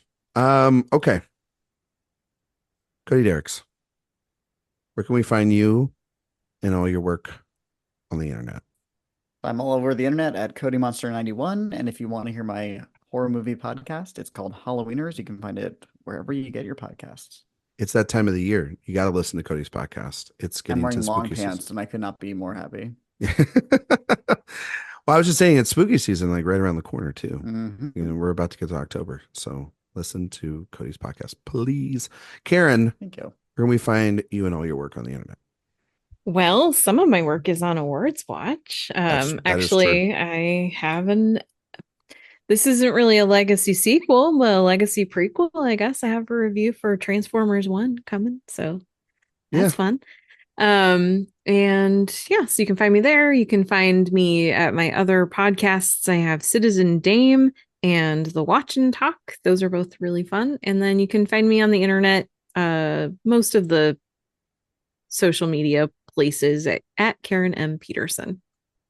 You can follow me on Twitter, Instagram, Letterboxd at Ryan McQuade 77.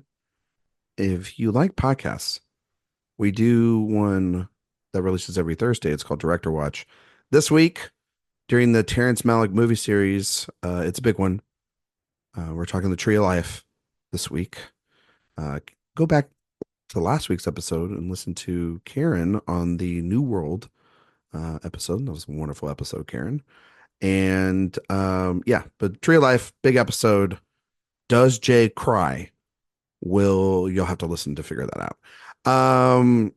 iTunes, Spotify, 5-star reviews, we greatly appreciate it. While you're over on the website, sign up for the newsletter. That's going to be the best place to get all the reviews, the festival news, interviews that'll be coming up, podcasts all sent to you once or twice a week, depending on if we have the time to do it twice a week. Next week, we will be back. We're going to be doing another Oscar retrospective. We are going to be covering the films of 1974. And so it's going to be a big one. It's the Godfather 2 year.